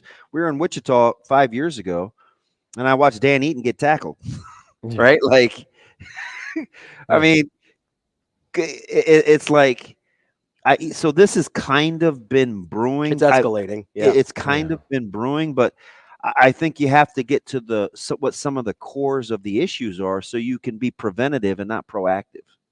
I will say this for me and how I've always done it. And if people, hey, I don't talk about every single kid on every single team every day or every game I go to, and like, you just can't, right?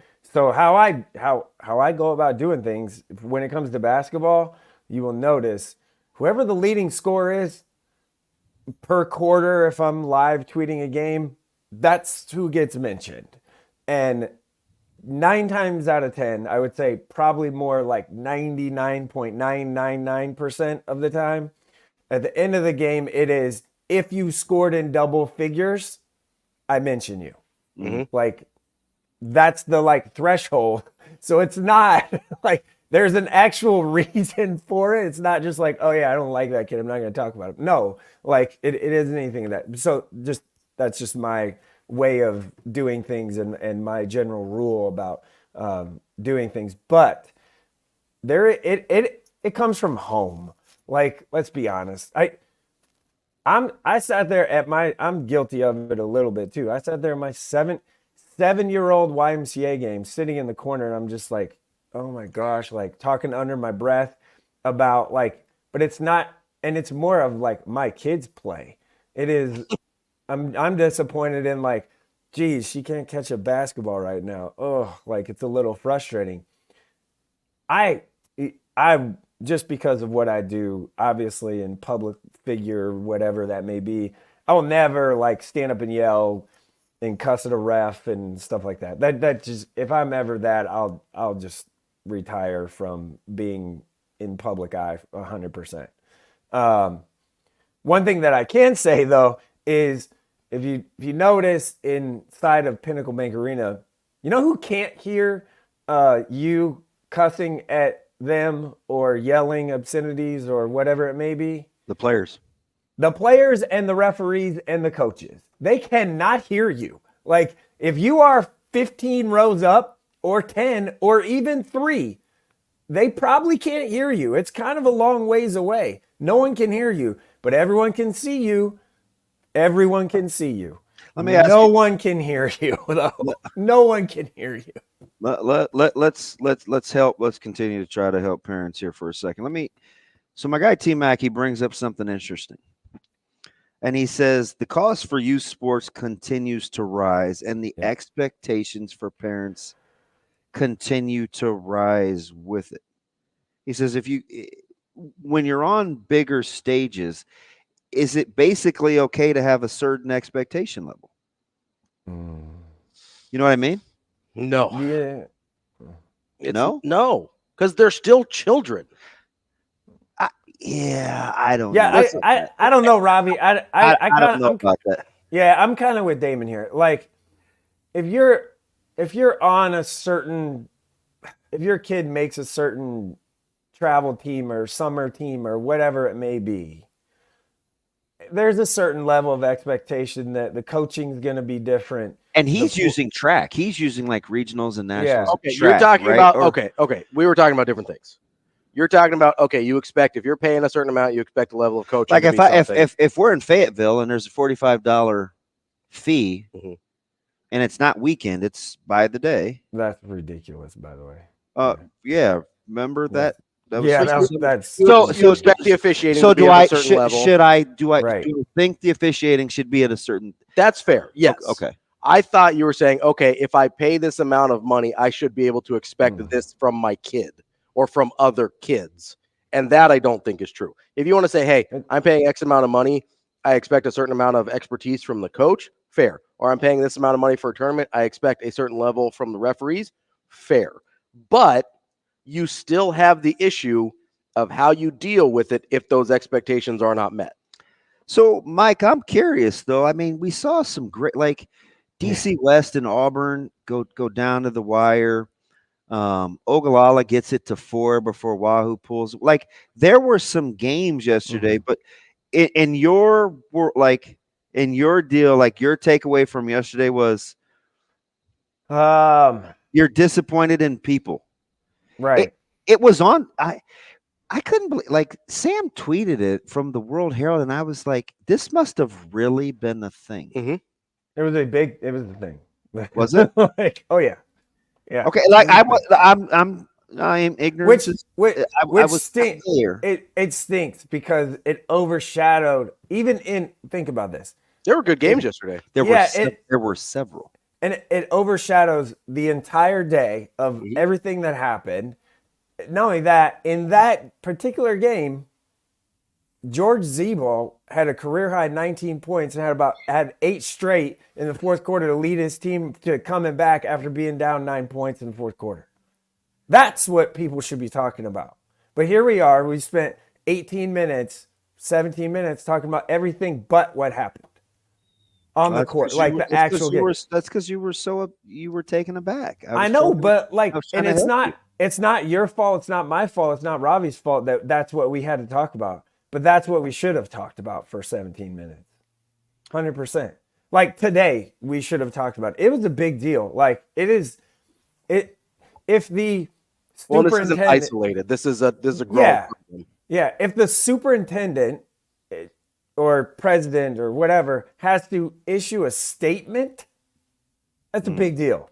Like, it's a big deal. Like, that's too much. Like, we're too over the top with it. Anyway, basketball games were great yesterday. Class B was very exciting. And how about Jacob's guy, Nate Kelly? That kid's good, man. Hey, so I feel like we were having NEB preps all over again. He is so Team Kelly, but I know why, right? Some of those plays that he would call to get him he would have the decision making at the ends of games for him in the summer. And sure enough, it's like Kelly does it again.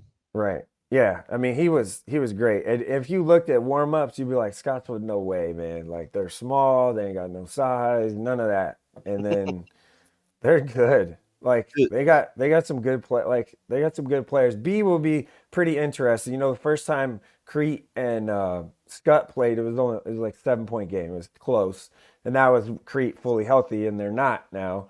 So that will be very interesting. And you know, Brock Scholl, I don't know. He's one of my. I'm a big. He had to have broken his nose. I swear. I'm a big fan. Big fan. The nose was just dripping blood. Like if he didn't break it, I don't know what happened. But him to fight through that and play through that, had some big shots, hit a big 3.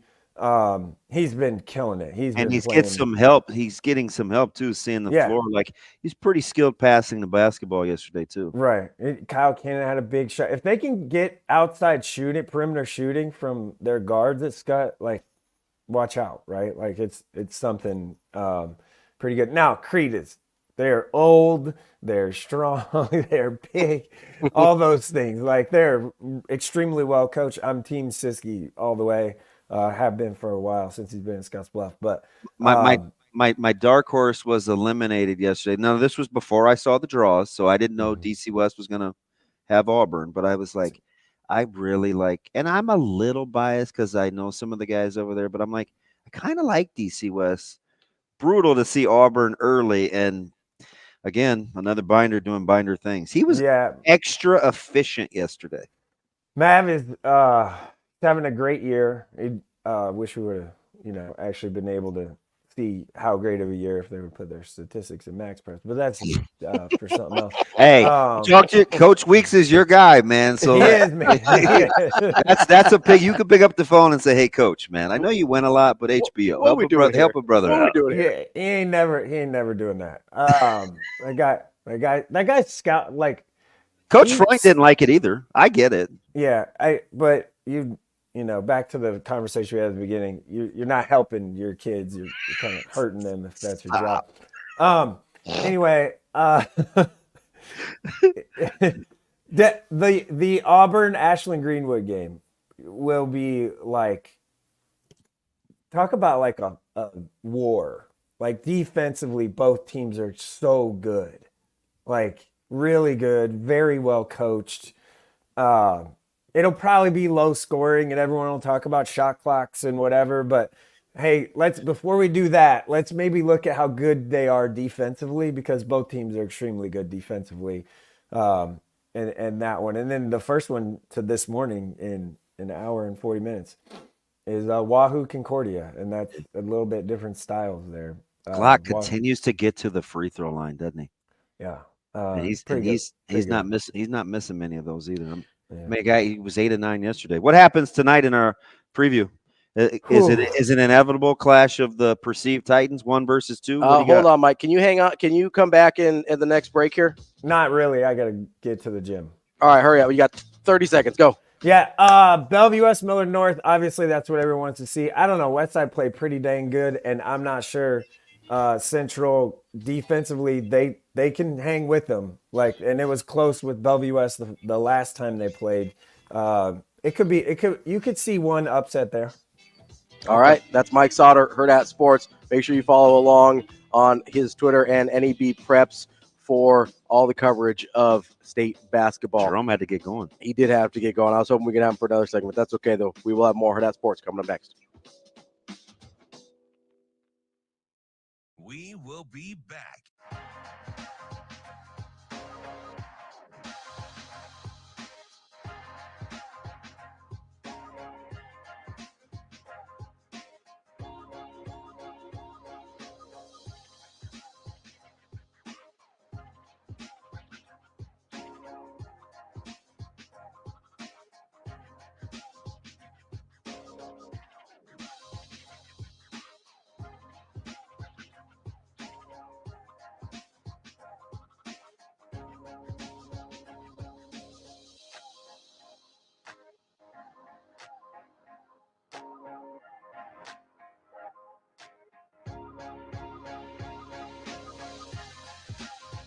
We will be back.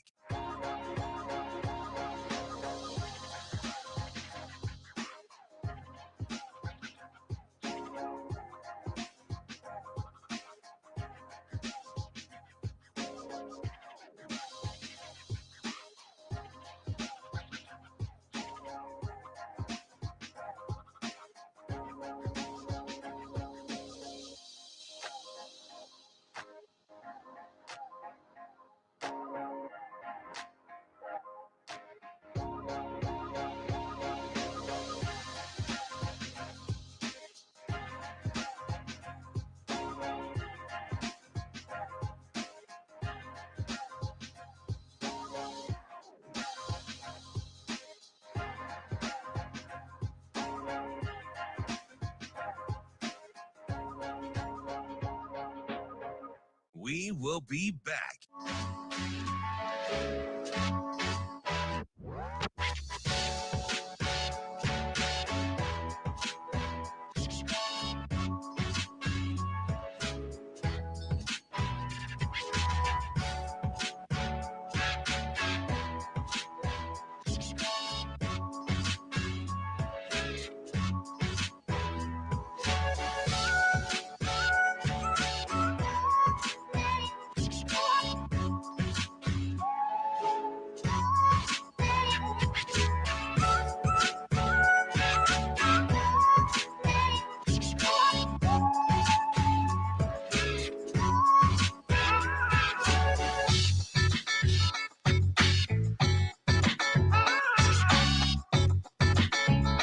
We will be back.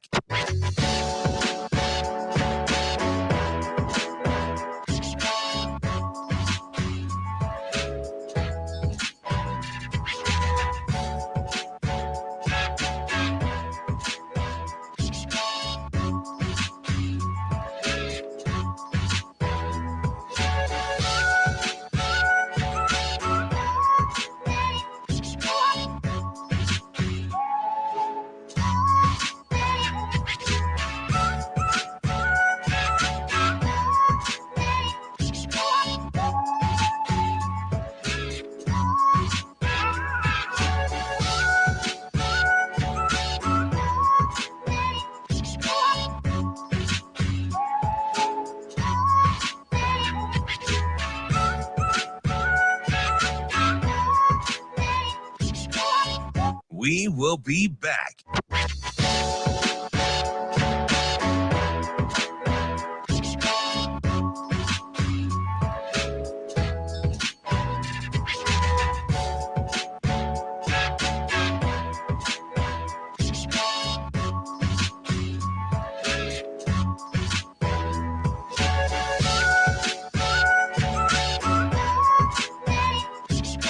We will be back.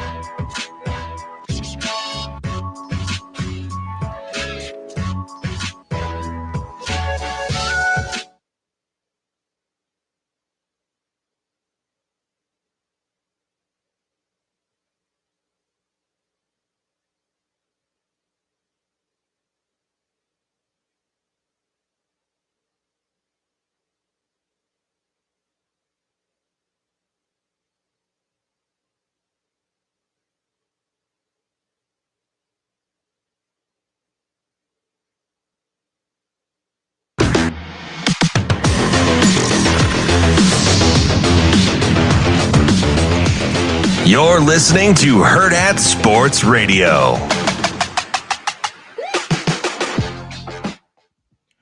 We're halfway through the show here on Hurrdat Sports Radio, AM 590 ESPN Omaha, ESPN Tri-Cities. That's DB. I'm Ravi Lulla. We're live on Twitter, Facebook, and YouTube. And speaking of YouTube, you can watch our good friends, the Omaha Supernovas, on YouTube tonight. They're on, or not tonight. I keep doing that. Tomorrow night, March 9th, they're playing the Orlando Valkyries. Go to supernovas.com. There's a link to the YouTube page there where you can follow along with that match. That is tomorrow night at 6 p.m. our time.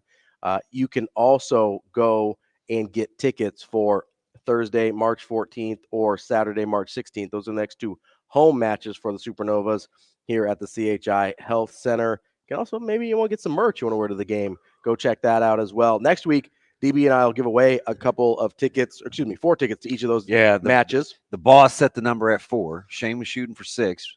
Listen, 6 is a weird number of people to bring to a game. Okay, man. It's a weird number. All right, there's the anger. Can let the anger flow. Well, I don't know. I came from a family of 5, and maybe I don't know. Did you have a friend? Yeah, maybe there was a friend involved too. When he was getting lifted on the playground, I don't believe that. There are so many varying opinions on this deal. And we'll get to those. I am flooded. But go to supernovas.com where you can get tickets, merch. You can get the information on how to watch tomorrow night for the away matches as well. That's supernovas.com. Yeah, I mean, we appear to have touched on a bit of a nerve here. Surprise, surprise. Calling people out for needing to be better. And it's not even like so at least for me, I don't know, man. I just think I'd like to find some solutions as opposed to just complaining about the problem, because I know it exists. So I mean, here's the problem. Ironically, here's the problem with finding solutions, right? I'm really good at finding problems. You'll find this out about me. I try and find solutions too, but here's the problem with finding solutions to this specific issue. Is this is not an NSAA fix. This is not a high school level fix. This is a in people's individual homes and lives fix. And that's hard to implement on a wide scale, because what the reality of the situation is, I believe, for the most part, is that parents have some unresolved issues. They're trying to either live vicariously through their kid, or they don't understand that their kid doesn't owe them anything for existing. And they can't reconcile the fact that they may not get this. Listen, this isn't the corporate world. You may not get a return on your investment for the money you pour into a kid. That needs to be okay. And if you're not okay with that, you need to go to therapy, because you have your own issues. But that's what the solution is. But you have to go to each individual parent and convince them of that. And that's a big ask. That's not a real scalable solution here, right? There's nothing the NSAA can do to be like, hey, can you stop swearing at children playing a game? I mean, you can have like a zero tolerance policy, sure, but then you'll have 4 people at your games. And it's really hard to implement, because then you got, hey, we got to have security for all these games to keep out all these parents that have been swearing at children. Like, there's a real issue in terms of finding a institutional solution to this. Yeah, it's just varying opinions. I'm trying to catch up. Let's get to Out of Breath Brian real quick. Brian, what's going on? What's going on, fellas? Hi, B. Happy Friday. Happy Friday Hey, to Ravi. you. What's up? Ravi, hey, it's almost one of the first times I heard you on the phone before I called. I said, hey, you right, before I called in. So, hey, even a blind squirrel, buddy. But I agree with you. I just would use myself as an example, because I've watched these parents. I even had a game one time, too early in the morning, 8 o'clock in the morning. Parents come out of town, Kansas City, 5 rows of stands, and they ready to fight. I'm like, is it the Starbucks or what? I don't know what it is, but I think. And really sometimes you bring your is, kids to the game to watch too, right? Like, that's got to be tough. Yeah. So watching these parents out here has guided me to let my kid do it the old-fashioned way, like we do it. You play whatever sport you want to play. I'm not pushing you into a sport. I'm not paying that money, because I feel that when people pay that money, they think that somebody owes them something. I'm from the old school where you go out and you earn your spot on the court. That's because that's become a thing. Like, so of all the replies so far, there's this correlation between money spent and expectations. Like, that's kind of reoccurring. The money spent, because if you think about it, you're paying money for your kid to play, and you may be paying money for them to get extra training. Okay, well, they may not be genetically better designed to play than somebody. So no matter how much money you pay, it's going to always come down to this final fact. The coach got to pick who's going to play. And if the coach don't think your player is ready to play, I don't care how much money you paid, your kid is just not going to play. Your $100 million a year you paying is not going to increase your kid's size to 8'2". Okay, that's what it is. Eventually, at some point, somebody's going to have to make a decision that's not based on money, and parents who's paying money might not like it. And even on top of that, I'll be saying some of these parents, I don't know. From looking at it, it doesn't look like they have much athletic ability whatsoever, and then they expect that a miracle is going to happen with their child as far as their athletic ability. And I think parents need to come to a reality on that as well. Just look at it for what it is. Enjoy your time with your kid out there playing basketball. I've heard some of you parents out there. Y'all don't even want to be out there watching your kids play at a young age. Okay, so y'all just need to sit back and relax and enjoy it, and stop taking it to that level, because it's not that serious. You guys enjoy the rest of your day. Appreciate it, Brian. I've got. So you got some replies. Well, one is interesting just because, like, I know his personality. I've watched him coach. He used to coach one of my kids for a brief time, and I would say he's more on the demanding side than that. Okay. As a coach or as yes, okay. Yes. It's very I would say, let's just say demanding. Okay. Okay. He's got a son that plays high level of college basketball. And it's weird because it would be easy for him to scapegoat something else. Like, but like even on the fly, I think he understands his own personality. He's like, he was coached hard. I think he coaches hard. His son turns out to be really good. And I think there is a correlation, between parents' expectations and the kids' investment, because I think the real tricky part is to know real time if what you're willing to give and provide is met by their expectation level of what they want. Sometimes those things don't go together. The parents' expectation level. Yes, Okay. you have to ask So what, your you're son or willing- daughter. You're like, hey, if I'm like, hey, Mallory, like, do you really want to go to 3v3, go to skills training, then go to cryotherapy for recovery?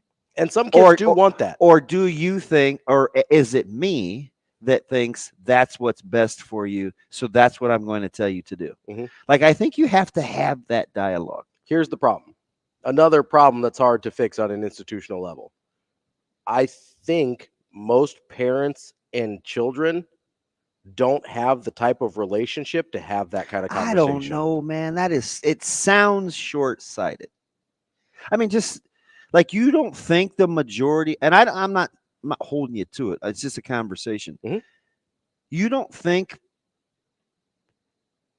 parents are like, hey, you don't think they're having those dialogues? I don't. Or do you think there's just a certain age, well, we know best, so this is what it's going to do. You'll thank me later. So there's both, right? Up to a certain age, I think it's a we know best thing. But the problem is you have to foster a relationship where your kid feels like they can be honest with you, because a lot of kids, and I speak from my own experience, and I had great parents, and I still felt this way sometimes. Like, a lot of kids feel like they are trying to find what their parent wants to hear from them rather than the actual truth. And you have to start that relationship and start making it clear that they can tell you the truth. It's hard, man. And listen, I don't have kids, so I'm not even telling you it's easy. I'm going to say this out loud just because it's who I am. I'll use Caleb. Okay. I'm going to tell you the absolute real time in my household.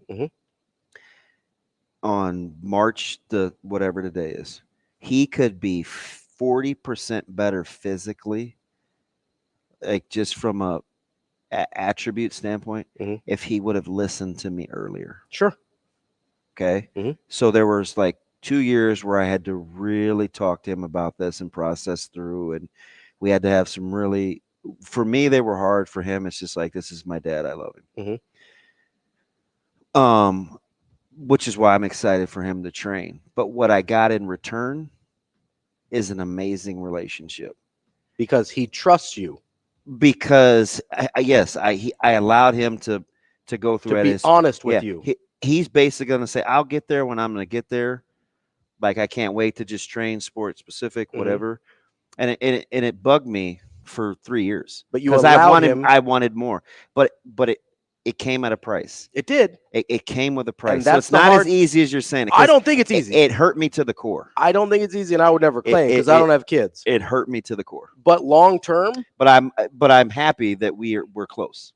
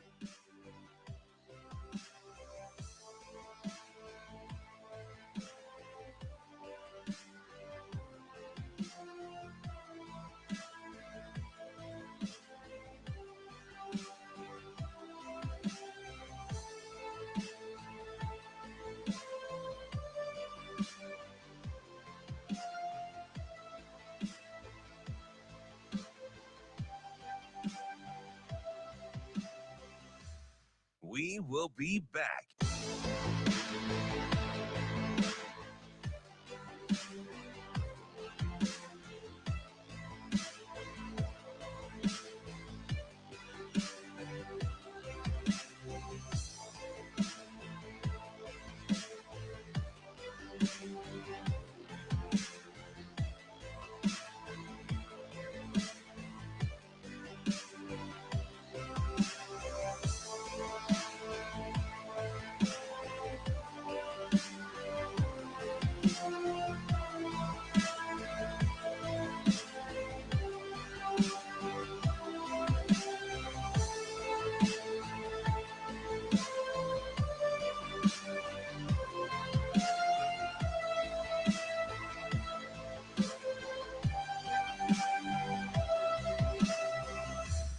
We will be back.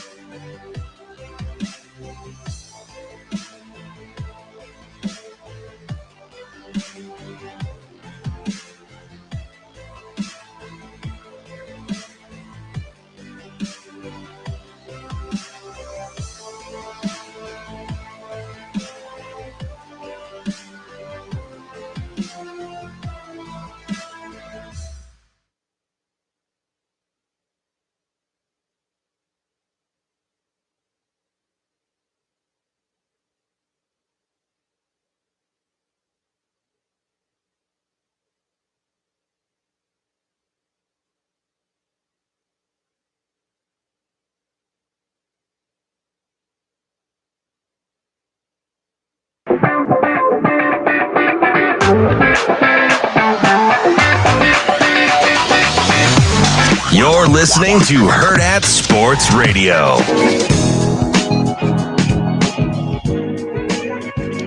We're wrapping up hour number 2 here on Hurrdat Sports Radio, AM 590, ESPN Omaha, ESPN Tri-Cities. We're live on Twitter, Facebook, and YouTube. That's DB. I'm Ravi, Lulla. We're having a spirited discussion about parents and trying to do what they think is right. But one thing that we all know is right when you're driving, it's hands on the wheel, eyes and focus straight ahead. As a driver, you've got one job, and that is to drive. Even if you're taking your kids to some high school tournament, we're going to swear at some children. You still got one job. You got to drive there and get them safely. This message, well, most of that message, part of that was me, but this message from the NDOT Highway Safety Office. So we were talking off air a little bit and continuing to have this conversation because you brought up a really interesting point with your own family, your own situation, which I appreciate you going there because I know it's not easy for you, right? I hurt my own feelings. Ouchie. You seem like you're feeling very hurt right now. And so we were talking off air and I go, your relationship with Caleb is better because it's amazing because of what you went through. Right. And you go, but it hurt me because he wasn't choosing to do what you thought was best. Mm-hmm. And so my question for you was, why did you think what you thought was best in terms of what was your end goal that your path was leading to? Because the motivation on what you think is best is really important. Yeah, this is hard. I think real time. So you go back to I remember he didn't play football as like a fifth grader. Mm-hmm. And we because our organization went defunct or whatever, and he sat out. And I remember that's the first time I was like, oh my gosh, I'm afraid he's not going to like football anymore. Mm-hmm. It's just going to go away from him. Because at that point I was like, I've seen this too often. I've seen a lot of 6-foot guys think that they're going to be basketball players. And mm-hmm. You and I had this exact conversation about Caleb. It just doesn't work. But up until that point, he liked football more. I'm just being honest. You like basketball better than football. I'm sure some parents are going to be able to relate here. And again, this is about preventative measures, so you don't have to be reactionary. But I had watched a lot of other people, mm-hmm. right? So I had to make a decision. I was like, okay, he really likes basketball. And he was around some coaches that I felt like could instill some things I wanted him to have. Mm-hmm. Mental toughness, wasn't going to be given much. Things you wanted to have as a person, not as an athlete. As a person, yes. 100%. And I want to make sure we're clarifying this is what there. this is going to boil down to. Yes. because it's easy for me to sit here and act like, oh, this is how I drew it up. But there were several struggles along the way. And that's what I want to get to, the core of why you were struggling. Some real struggles along the way. So I'm like, oh, man, like, okay, it's what he wants to do. Let's let it happen. And, you're going broke and mortgaging the farm, and he's enjoying it. But I wanted him around Alvin as much as possible, because there are some character traits that Alvin has that I don't. And that you wanted Caleb to be around. Correct. Correct. Again, as a person. Yeah. I wanted, correct. Like I wanted him around him. And same thing happened in football. When he went over low bikes, and I wanted him around Ryan, Terry. Like, and he picked Ryan too, right? It was like, and I remember Ryan didn't really want him. He's just like, man, do DB a solid. We got a good team, because he had some fellas. And over time, like, as he figured out Caleb was pretty okay, and vice versa, I'm like, see that, but it was hard for me to watch. Like, I didn't help out with the staff. Meanwhile, he'd go back and we'd split time with basketball. These camps are coming up, and he didn't want to camp. He wanted to go play basketball. And in my head, I'm like, hey, man, I sat him down. He's 8th grade going into 9th grade. I said, I know you're competitive. I know you want to be well-rounded. I said, but we got to start to train to get the outcome that you want. And we would have these really in-depth, deep talks. And he would express what he wanted, and I would express what I wanted. And I would say, okay, like, go ahead. And I remember just being like hurt. Right? I'm like, come on, man. Like, why were you hurt though? Was it that he didn't trust you, or that he was choosing an option? A little of both real time. Okay. Like, I don't get to fast forward to today and be like, 100%. So real time, it was a little of both. Yeah. Like, why won't he just listen to me? And he's not being the best version of himself. He's spreading himself in too football. thin. He's just spreading himself too thin. Right? Yeah. So correct me if I'm wrong here. I'm going to try and sum it up here. Part of the reason you were hurt and you thought what was best for him was because you wanted him to maximize his ability to become a good football player. Just as an athlete. Okay. He couldn't train and lift because he's always doing He's always something. playing a sport. He's always in season. And I remember, so there's two things. I talked to DJ about when his kids stopped deciding to play baseball. And Clester, when he said Keegan stopped trying to play basketball, he's like, they're going to grow, they're going to get good rest. So I was talking to Mac, like Danny Noonan, and I was talking to all these guys, right? Just taking notes and, okay, how does this fit my personality? And so I'm like, he's going to be behind. He's going to be behind. You're like this untapped thing. He's going to be behind. He's going to be behind. But in the meantime, we were having these great conversations, spent a lot of time on the road together. We travel, whatever, fast forward. And then so at the end, it was like awesome. Like, what is one thing Nebraska likes about him? He's a blank slate. Never really trained. Tons of upside still. Way upside. Yes. Right. But and a multi-sport athlete. And which means he's got different movement patterns. And he and I like have these amazing talks, and I'm like, it's all worth it now. But because he trusts you now. Oh, 100%. In a way he wouldn't have if you forced him to do. And I mean, we can talk about anything. Yes. But it was miserable going through it, which is why I'm cool. So there are some of these parents, right? No, this way's harder. The way that you did it is harder. And it hurt me. Yes. I struggled emotionally. Like, it is harder. Like, it truly hurt me. But one of the reasons, like, I'm patient with parents that people think I shouldn't like, right? There's an O-lineman at a school that we play against, and I kind of got to be okay. I don't know if friends is the word, but I talked to his dad, right? Yeah. And I see what he wants for his son. And I'm not, I think some people want me to be like, well, is this? And I'm like, nah, he just wants the best. And as long as his kiddo is still vibing with what he wants to do, like, I'm for it, right? Similar school. This was going to be a confrontation, but another one of the players came up to the school to talk to me. He's like, let's hash this out. And I said, you know what? At the end of the day, this is gonna sound funny. You have some traits with your son that I admire because you openly advocate for him, right?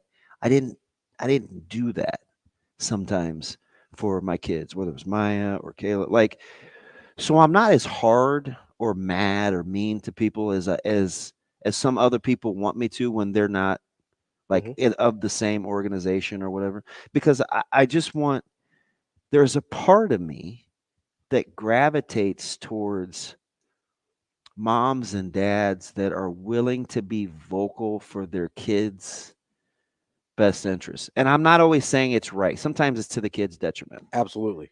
So I'm not saying that.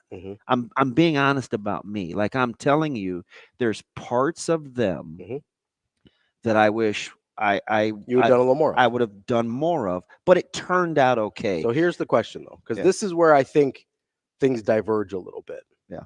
Is what if Caleb had decided, you know what, I do want to be a basketball player? Because just being totally honest here, you look at his size, you look at his frame, maybe he's able to get a lower D1 offer. Yeah, well, we thought, like, I was like, Northwest Missouri State, and I was like, because he's like he's 5'11", 6 foot. Yeah, he's 72 inches on the dot. So he's 6 foot, right on the dot, right? Which is not usually a high major guard, right? That's not and so let's say Northwest Missouri State. That's a great example. A really good D2 program, right? They're amazing. Great D2 program. That's where Creighton got Ryan Hawkins from. They're a perennial great program. What if he could have played D1 football, but he's like, I love basketball, Dad. I want to go play D2 basketball. That would have been hard. That's where it gets really tricky. And I think that's when there's a disconnect because, yes, you went through the hard part, but you still kind of ended up where you wanted. And there were lots of people that I would talk to. Like, I would talk to, like, obviously Rizak and Nolan Urban and some of these guys. And I remember I reached out to, I don't think you know him, but I reached out to Tim Ziola, right? This was over social media. And I was like, I was going to pick his brain about some things, and I ended up chickening out, right? And I'm just being honest. No, I know. And I didn't like, but there are lots of people along the way. I can think of probably 30 kids that we play with or against, where I'm like, I think people that in my sphere of influence want me to be different towards them. But one of the reasons that I want to rally for kids or for parents is because every now and again, even though we may be on different ends of the spectrum or we may be opponents or whatever, there are just these little pieces that they show that I'm like, man, that'd be cool. Yeah. Now, it worked out for me. It did. But that would have been cool to like be able to do real time that I wasn't capable of doing. So I see it as kind of a cool thing in other people that I wasn't able for sure to do for myself. And that's where it gets really challenging because I think it's the open dialogue with your kids, though. Right. But and I think that's where we started this at. I don't think a lot of parents ever develop that relationship with their kid where maybe they think they've got a good relationship with their kid, but their kid doesn't feel comfortable telling their parent the truth because they know how much money they've spent on travel baseball or whatever, or they know how much it means to them. Like, I give Caleb as much credit as you for being like, yeah, Dad, I don't really want to do that right now. Because that's hard for a kid to say to their parent and know that their parent's going to listen. The guy we're going to listen to coming up next is Nick Bahe here on Hurrdat Sports Radio. We will be back.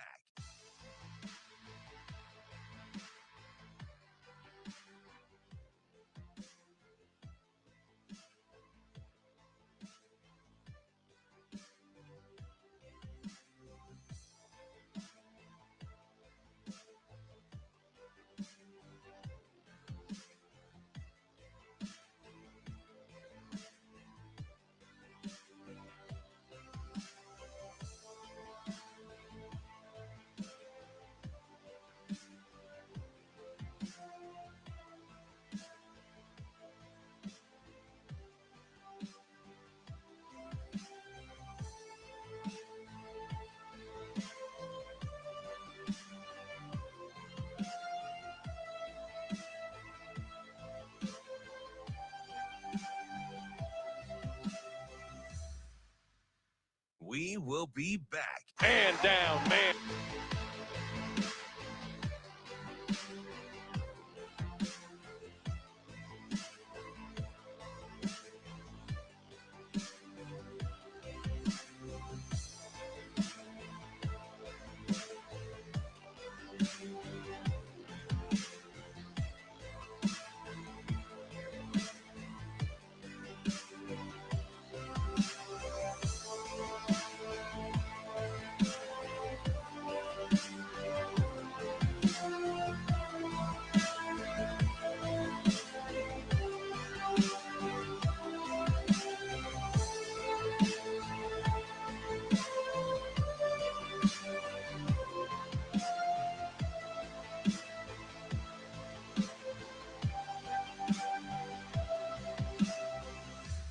We will be back.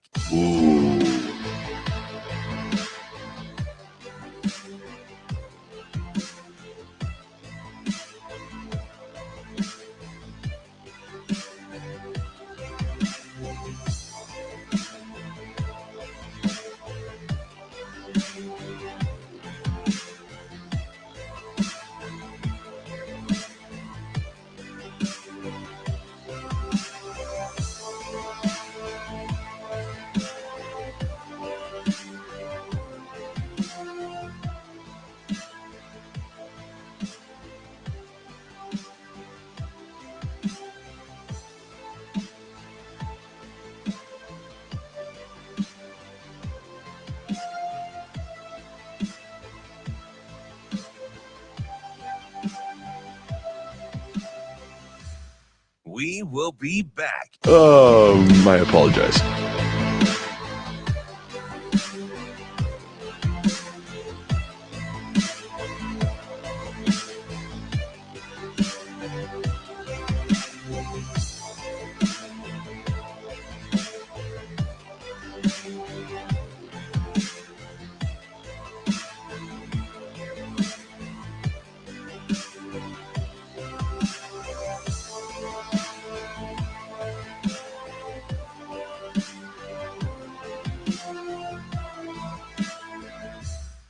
I open up some salsa, explodes all over my chest.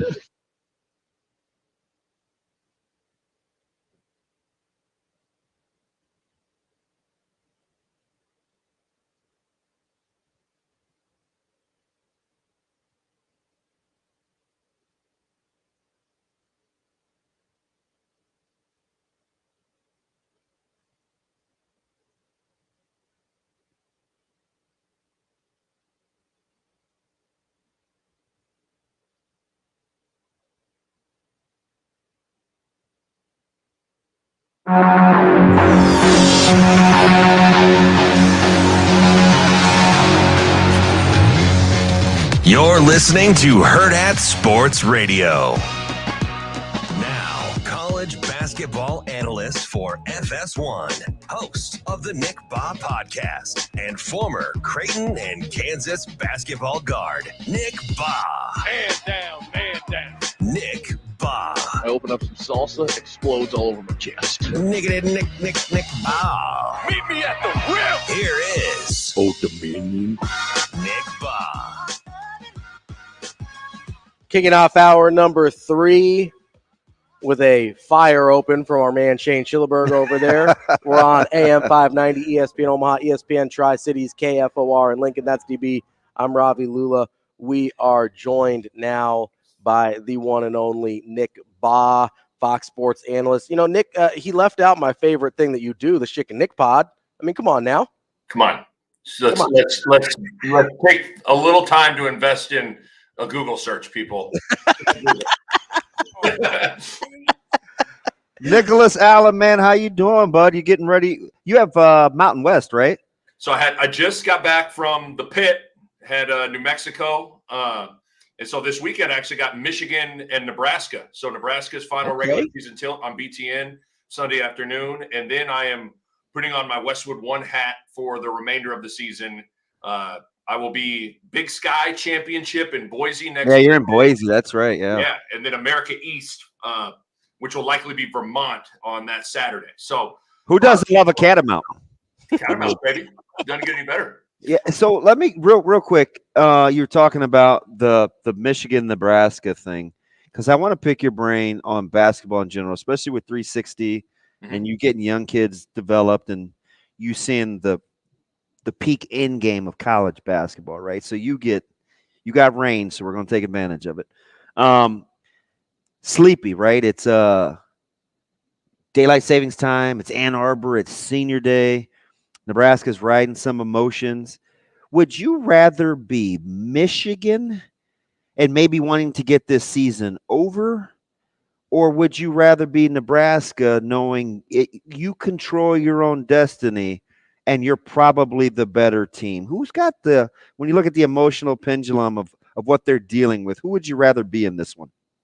Well, I think it's probably easier to, I mean, this is kind of like a weak comment, but it's probably easier to lace them up when you got quote unquote nothing to lose. If you're Michigan, like you go out there and swing away, you play a little bit more free and loose because you basically do have nothing to lose. But I will always choose Nebraska's situation 100 times out of 100, where you have put yourself in a position where you have legitimate consequences and games that matter this time of year. So I will absolutely choose Nebraska in this spot. And this game, you almost take the first. Nebraska beat the what out of Michigan in Lincoln.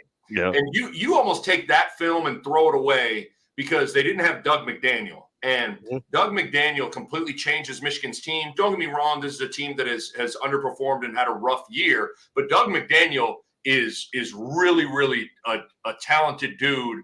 He makes all their decisions. He's got the ball in his hands. So this game will be interesting. Like, I think Michigan's going to provide some issues for Nebraska in this one. But for me, DB, I'm always going to take the team that's put themselves in position where they are legitimately playing for something. So I'll take Nebraska. Nick, what are Nebraska's stakes in this position in your mind? Because I think most people think Nebraska's played their way in to the tournament already, that they probably don't need the Michigan win. And I don't know does beating Michigan on the road get you from the 10 seed line to something else? Like, what are the stakes for Nebraska here in your mind? Yeah, I think my gut tells me that they could lose this game. And I just think they probably need one more win. And they're for sure in. I even think there's a world where they could lose on Sunday, lose in the first round of the Big Ten tournament, and still likely get in. Now, that scenario could potentially be meaning they're going to Dayton. But I think as you've watched them over the past month and you've seen different bracketologist projections, you've seen them more going in they've been going in the right direction, where they've been getting into that 8-9 game rather than going in the wrong direction in the 10-11, first four in, last four out, whatever sort of projection. So to me, I think Nebraska's in. You certainly don't want to leave anything up to chance, because there could be some bid stealers out there. UNLV in the Mountain West Conference, like they're someone that could win the Mountain West, steal a bid. I even look at a team like Oregon. Oregon could mess around. Dana has done that all the time. Like, he is a conference tournament magician. Like, they could go and win the Pac-12, right? Like, so the thing that is the great variable with this, Ravi, is that, like, there are other things that are happening around you in college basketball. It's not just Nebraska in a vacuum. There are a bunch of other variables with this thing. I think Nebraska gets one more win. They are for sure in. You'd certainly want to try and keep that resume as clean as possible, but I think they're in pretty good position. Let's go over to your alma mater as alma mater. I always say that wrong. I think they should spell it. I think they should spell it different, Nick. Little trepidation, and I mean, I get it. It's a Dixon thing, but I don't love Villanova as a team. Creighton's got a ton to play for. I mean, at the end of the day, for all the criticism and angst, they could be a 2 seed, which is their preseason prediction, second in the Big East. They will have met expectations. How do you kind of see that matchup with what's at stake? Yeah, I think both these teams are the kinds of teams that when they get outside of the Big East, they're a little bit more challenging to deal with because they are unique to coach against. I do think the way Villanova is built is not a great matchup for Creighton. Creighton struggles with fives that can step out, that drags Kalkbrenner away from the basket. Creighton struggles with teams that can switch almost every screen. And Creighton struggles with teams that are big and physical across the board. I think there's a reason that this team beat Creighton in Omaha in December. That game feels like it was an eternity ago. That was the night that Doug McDermott got his jersey retired. That feels like that was like a long time ago. But no, I'm with you, DB. I mean, this team, they're 6-1 in their last 7 games. I feel like the arrow is trending up. I love how they're playing. Even that loss at St. John's, this might be in the excuse factory, but I thought Creighton got pretty good shots. I thought St. John's hit a lot of mid-range tough twos, which is what, defensively they're kind of willing to live with. So that they hammer Seton Hall. I get they played a Tyler Kolek-less and Oso Ighodaro-less Marquette team, but I thought they went out there and played well, in particular in the second half. I just like where this team is trending. And with the Kolek situation, there's a world where Creighton could kind of leap Marquette and get that 2 seed. Mm-hmm. So they have a lot to play for. I'm worried about this game, though, for Creighton tomorrow. There's certainly Villanova. They're playing for their tournament lives. And, just from a matchup standpoint, it's a tough one for Creighton, but I really, really like where this Creighton team's at right now and how they're playing. As Neptune referred to it as their Super Bowl. Yeah, how about that? Nick, how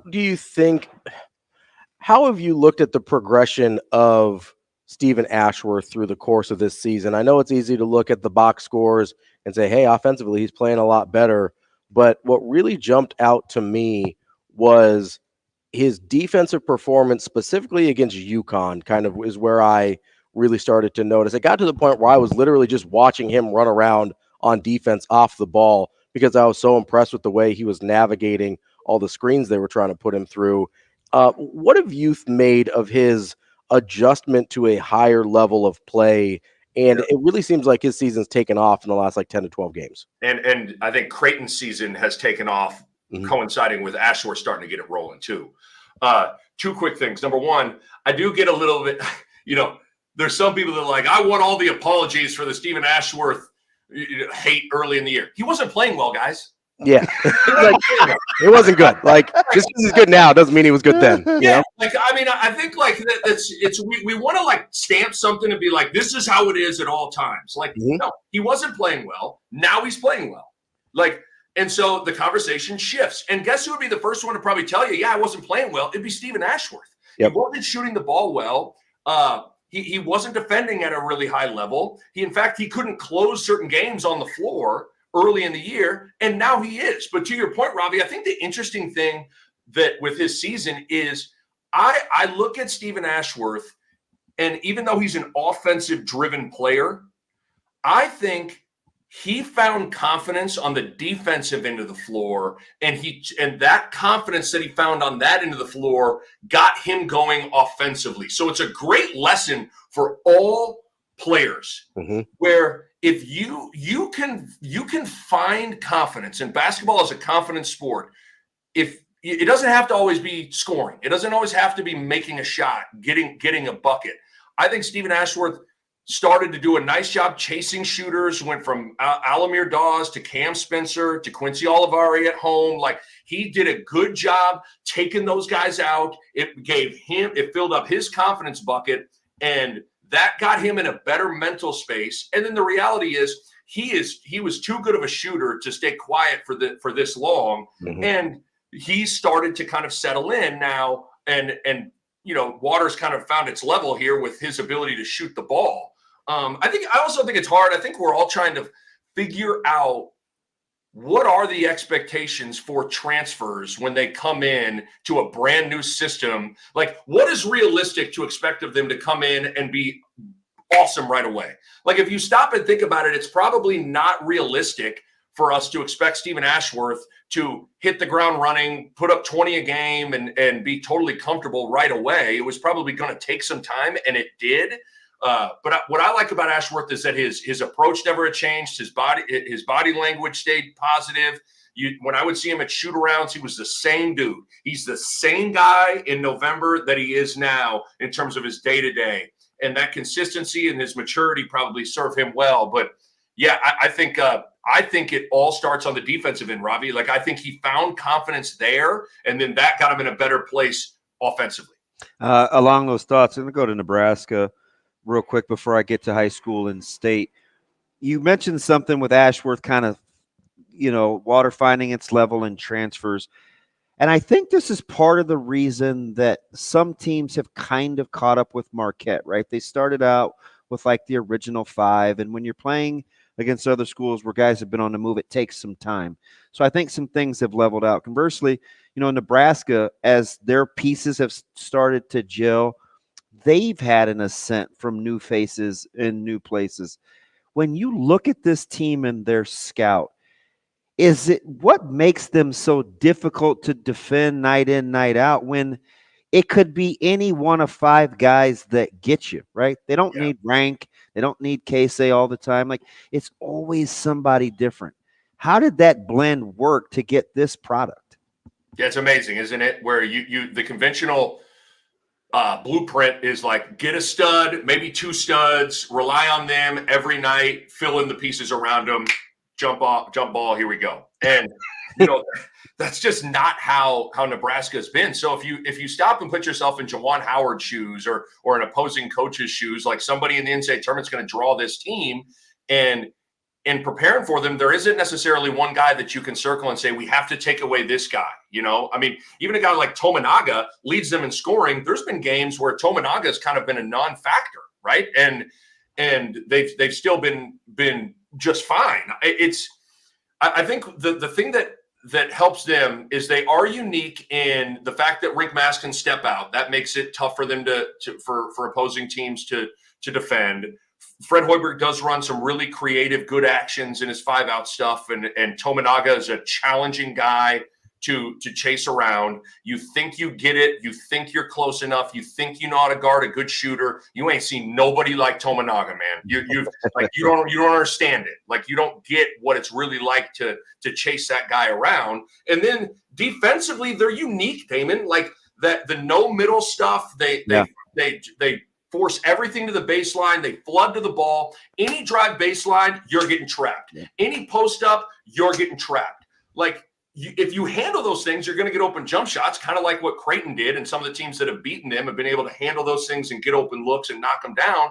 But it's different. Like, it's harder for teams to deal with it because, they're kind of inviting you to the baseline, and you drive down there, and all of a sudden you're like, oh, boy, I got 3 dudes on me here, and this isn't good. So they're a unique team to go against offensively, and certainly with how they're built from a balance standpoint, 5-out, Tominaga's movement, they're tough to deal with offensively as well. I've been so impressed with what Fred Hoiberg has done. When I watched him practice in October, I really liked the team, but I left going like, can you do this without a true point guard? Can you do it? And they have. They've somehow done it.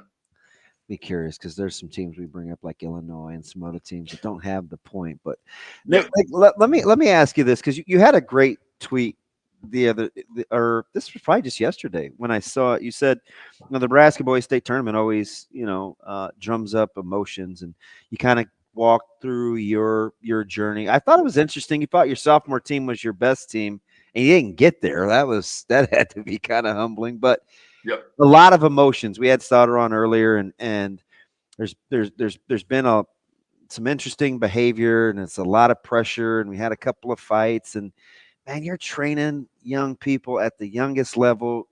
You're uniquely entwined with basketball at the highest level from a collegiate standpoint.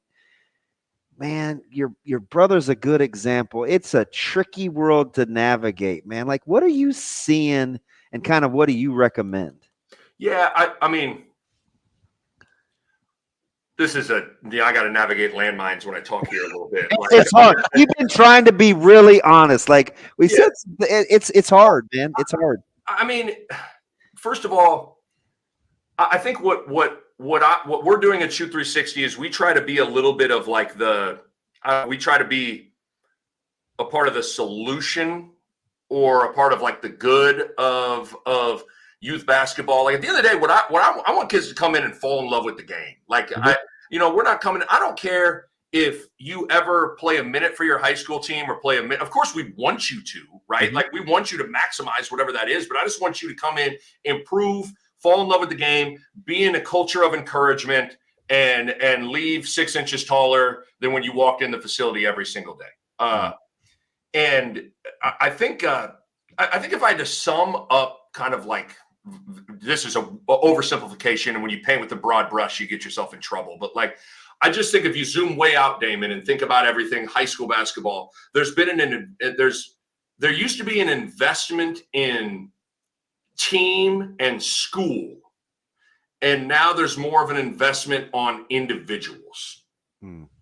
Does that make sense? Like, people are way more into them than they are the we of it, the school, growing up and dreaming about playing for a certain school and being in a certain school district or whatever.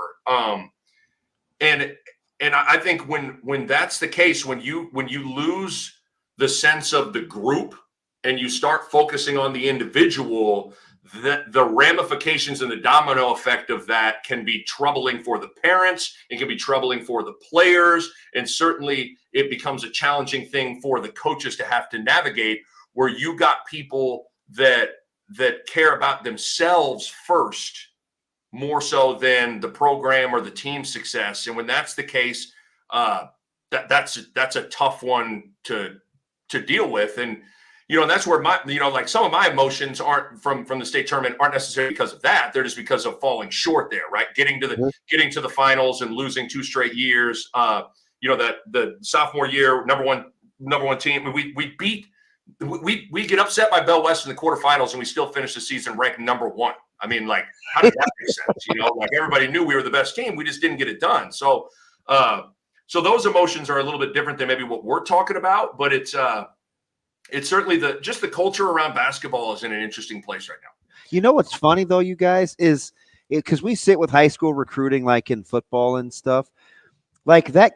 It's not predatory behavior, but like the individualism, like from adults about young people, it's all the way in high school football now, in a way that used to just be the dirty little, that's just basketball, that's just AAU. And it seems like the last handful of years, it's crept into football as well, which makes me think it's not sports specific. It's a societal issue. It's a society thing. Yeah. I mean, I agree. And I know for me and everybody, and this is what's hard. Everybody's situation is different. I don't necessarily, until I understand somebody else's shoe, what their situation was, it's hard to necessarily totally throw stones. But like my first dream I ever had as a basketball player was to play for Lincoln Southeast.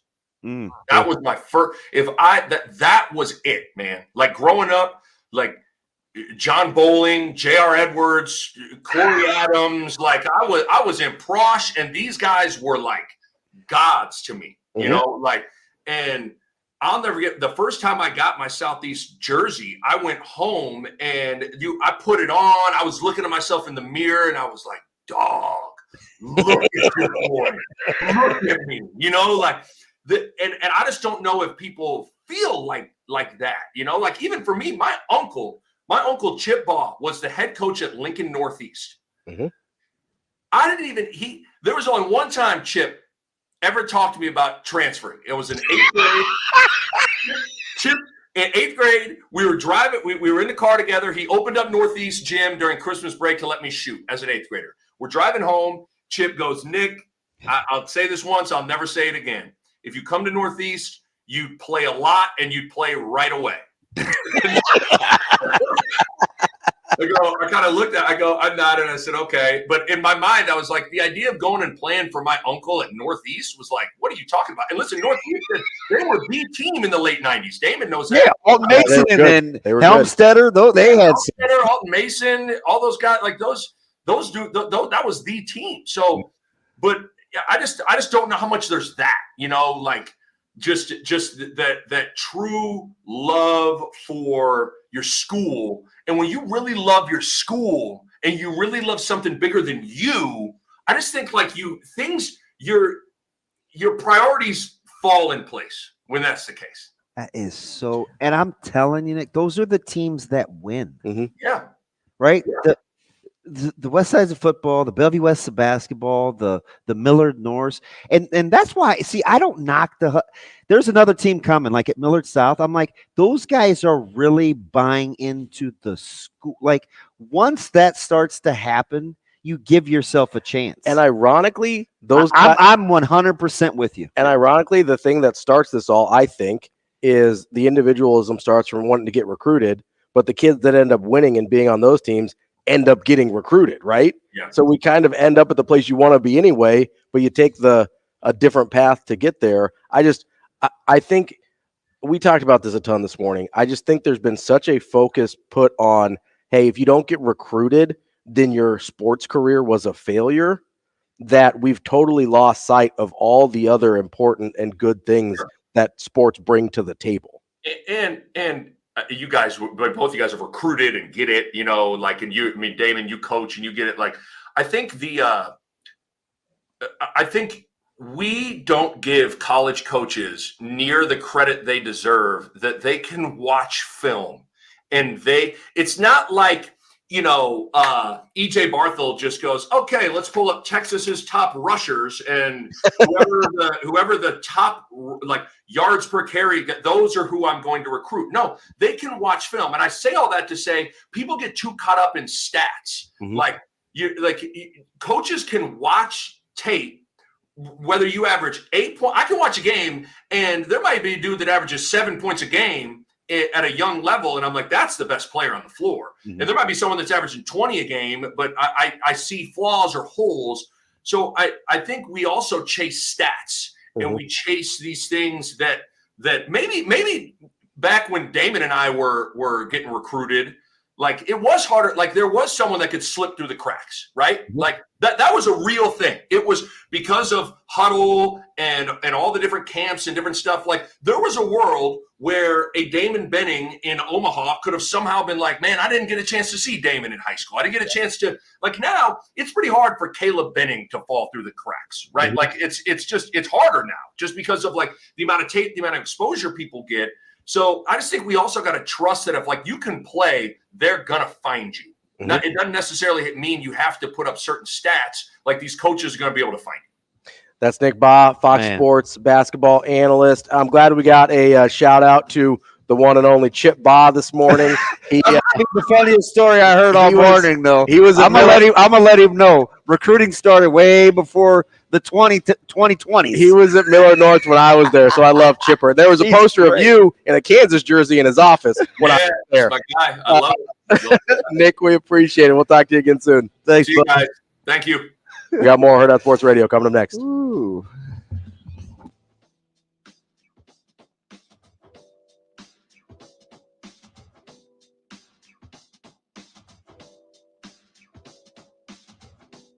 We will be back.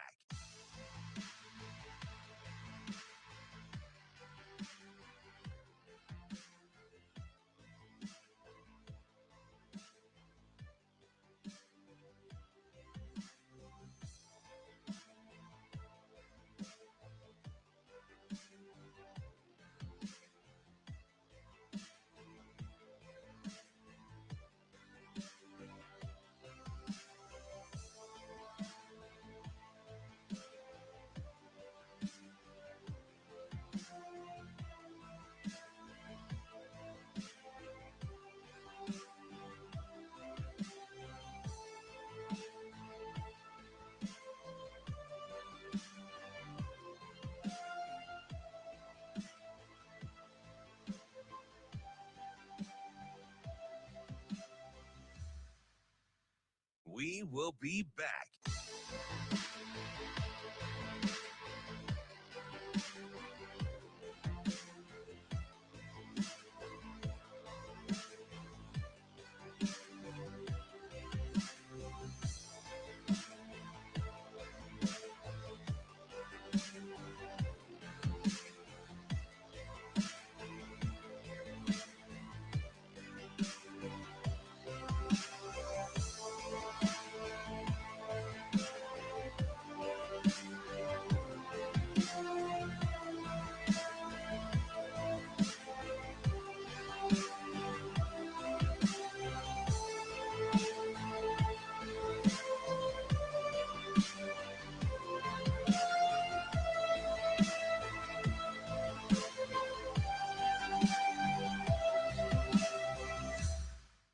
will be back.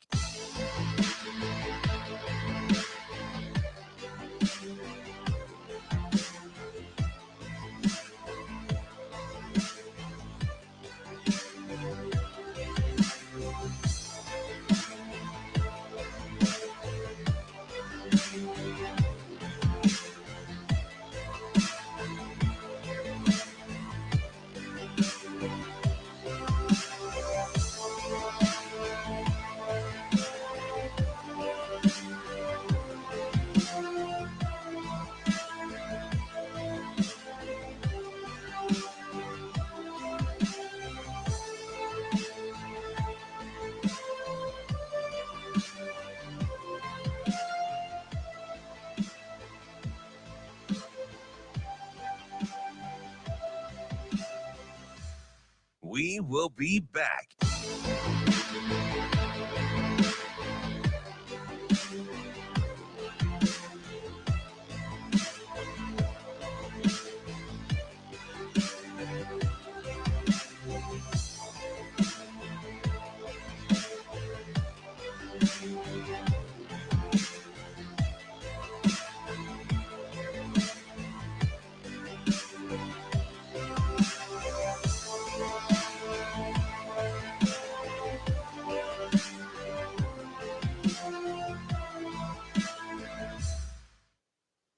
Hello, friend.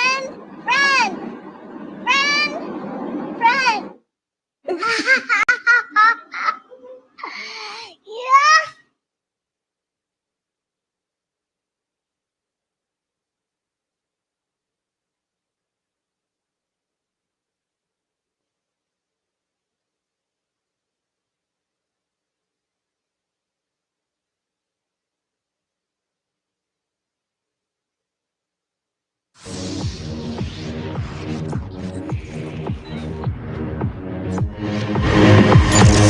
You're listening to Hurrdat Sports Radio.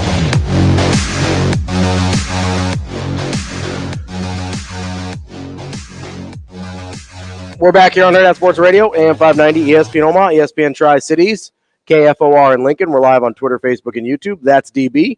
I'm Ravi Lulla, and I want to tell you about our friends at Warhorse Sportsbook and their $1 million Perfect Bracket Challenge.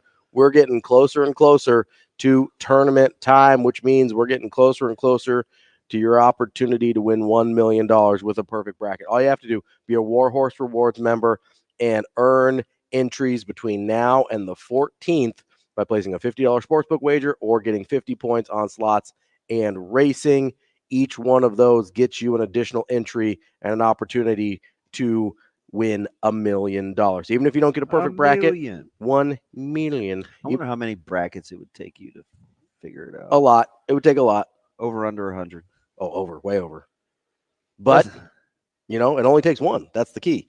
Even if you don't get $1 million, though, still $10,000 in prizes for the top brackets, including weekly prizes as we move throughout the tournament. Make your picks between Selection Sunday and March 20th and validate your entries at the casino in Lincoln, Warhorse Casino in Lincoln, between March 18th and March 24th. If you need more details, go to warhorsecasino.com, and they will have a full list of details and house rules. Warhorse Sportsbook, no bets, no glory. .com. It is 1912 Wahoo. For those of you wanting an update. Like the year 1912? Yes. Titanic about to go down? Yep. 3 from Omaha Concordia to cut it to 4. Number 1 seed Concordia. I've got a little soft spot for Omaha Concordia in my heart. Yeah, me too. Because that was my first ever coaching job.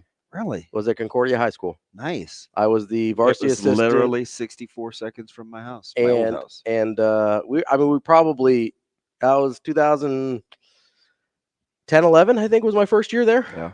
That was about, or my only year there. I only spent a year there. That was about when I was getting ready to be out of that house. We were. I was just saying. I was only there for a year. Dan Masters, now at the NSAA, was my good dude. Was my head coach there, and baseball. He's doing a lot with baseball. Yeah, he's an administrator at the NSAA, doing good things over there. But yeah, so I have a soft spot for Concordia. They didn't have the nice gym when I was there, so that I'm a little jealous. Matter of fact, I saw Dan last year at the state basketball.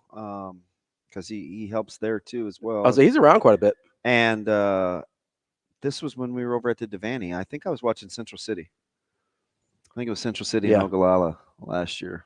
No, he's a good guy. He took a chance on me. I appreciate Coach Masters. DB for Central City. Big Central City guy. 100%. Was Brett might have been gone. You didn't see him. Did you see Brett? Brett who? Zickman Saturday. I don't think so. He's the second biggest guy in the room after Ryan. Dwayne Harris. And you didn't see Dwayne. I didn't see. I was there. I was gone for Dwayne. Dwayne and T. Frage would have crushed me for my high noons. 100%. Listen, I'm a diabetic. I like that low sugar. Tommy Frazier. Dude, he was hilarious. Like those low sugar drinks. You guys were both coming from the Creighton game. Yeah, I was there a little longer because I stuck around for senior day stuff. He and Dwayne, they went together. As many people know, Tommy Frazier, a very big Creighton fan. He actually is. I know, but it's funny because it bothers Nebraska fans. I think we're past that. Aren't we? Nebraska basketball fans are not past it. Oh, shoot. My bad. They feel some kind of way, and I think it's funny. My bad. Listen, me and T. Frazier just both like good basketball. What are you going to do? Which Nebraska is good basketball this year. I got to give them credit, but there's been some dry spells in the past. Did you get the sense Nick was a little concerned or no? On Michigan? Yeah, I thought so. Because of McDaniel? Yeah. Which he does play at home. He changes the equation, right? He's really the best player. He's a really good ball player.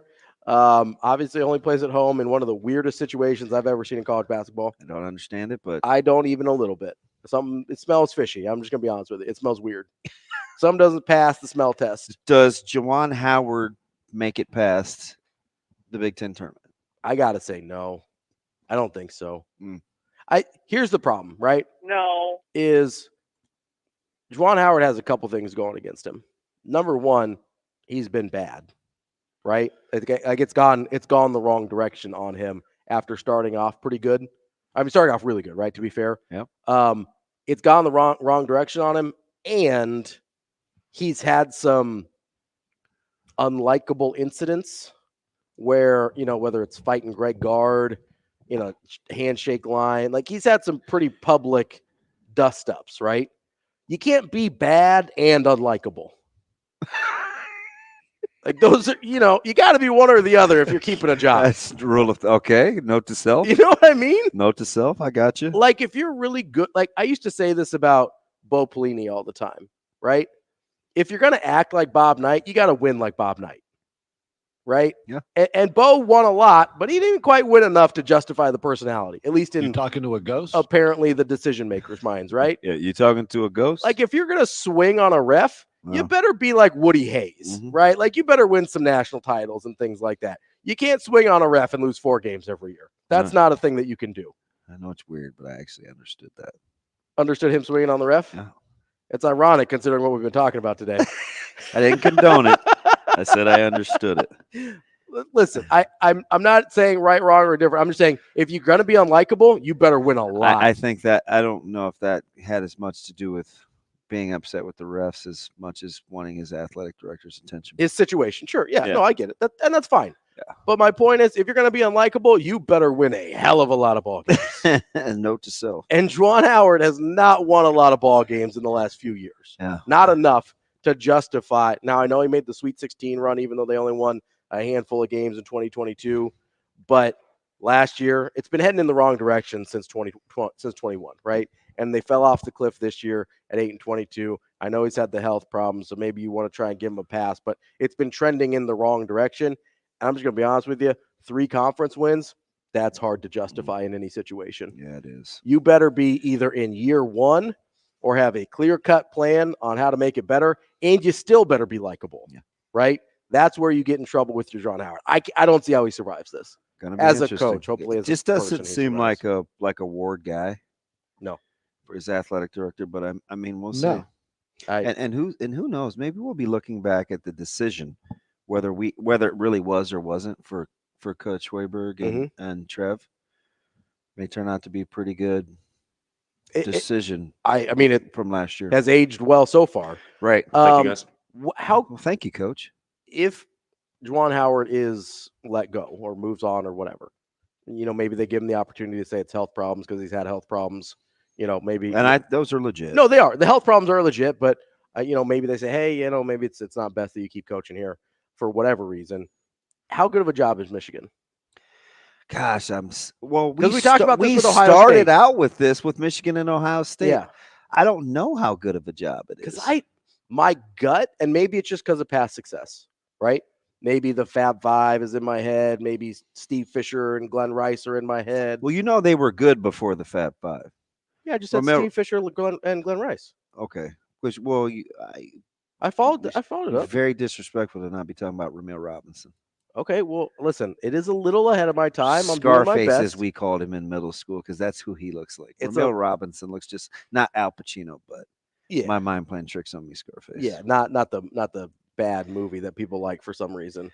Really? Was that necessary? Scarface isn't that good of a movie. It's a good movie. Whatever the hell it is. People are like nostalgic about it. It's not very good. Well, cinema has changed. I mean, if I watch Jaws in 2024, it's not a good movie. It's not even that. It's just the whole thing is not that good. I don't like your whole Siskel and Ebert thing, RIP, is kind of bugging me. I'm not going to get you. I don't even Listen, I love like mob movies and stuff like that. Scarface does not do it. Was The Godfather overrated? The Godfather's not overrated, no. Okay, just gonna. Are you a Goodfellas guy? Yeah, the Goodfellas was okay. See, or Goodfellas, not the Goodfellas is okay. We can't have this cover. If you're trying to tell me you like Scarface better than Goodfellas, would I make that case? They're about even for me. Absolutely not. No, I'm surprised you have a strong take. I'm very surprised. You know me. You have a strong opinion. I'm usually very tepid. They're on about the same plane for me. Gonna have to reevaluate some of your opinions here. I like a lot of bad movies. That's fair. I do too, but I know they're bad. Like that's the difference. Man, my wife got real mad at me the other day when I said The Mummy was a bad movie. Like real mad. Yeah. She's still talking about it. This is like a week ago. She'll just look at me sometimes and be like, "Mummy's a great movie." I agree with her. Listen, it's a now you stay out of it. It's an enjoyable movie. It's not a good movie. Man, I don't know what that has to do with Michigan being a good job or not, but here we are. I've probably seen The Mummy more than I've seen The Godfather. Well, listen. One's 3 hours, one's like 1:39. Money can't buy taste. Don't know what to tell you, Shano. We'll come back and wrap up the show with our guy, Matty Vrzal, here on Hurrdat Sports Radio.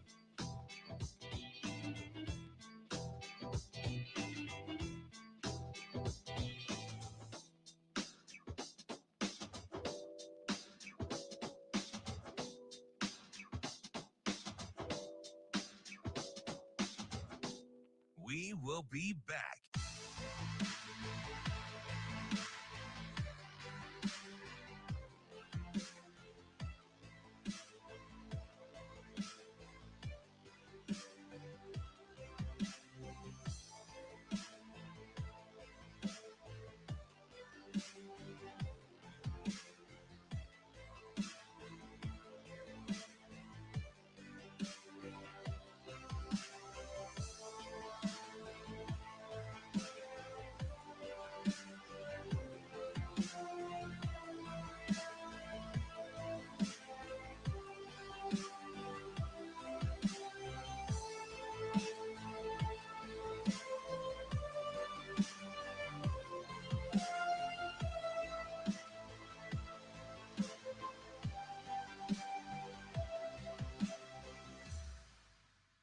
We will be back.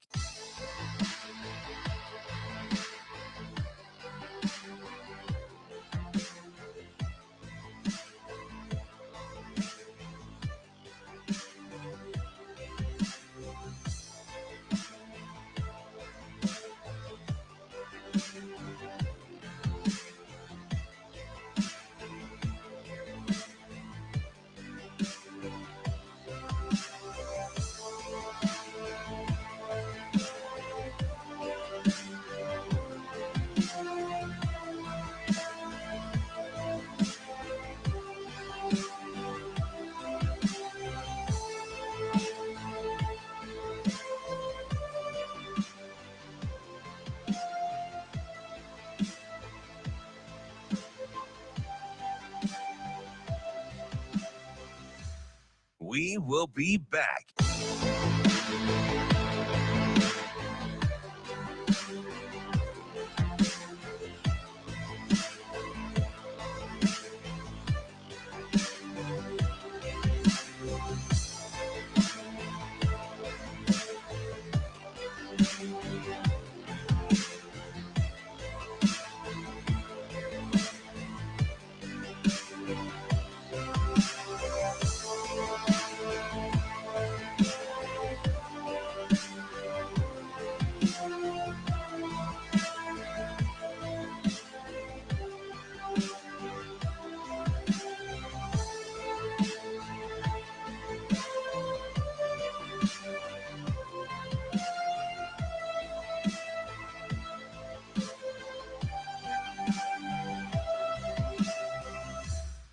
We will be back.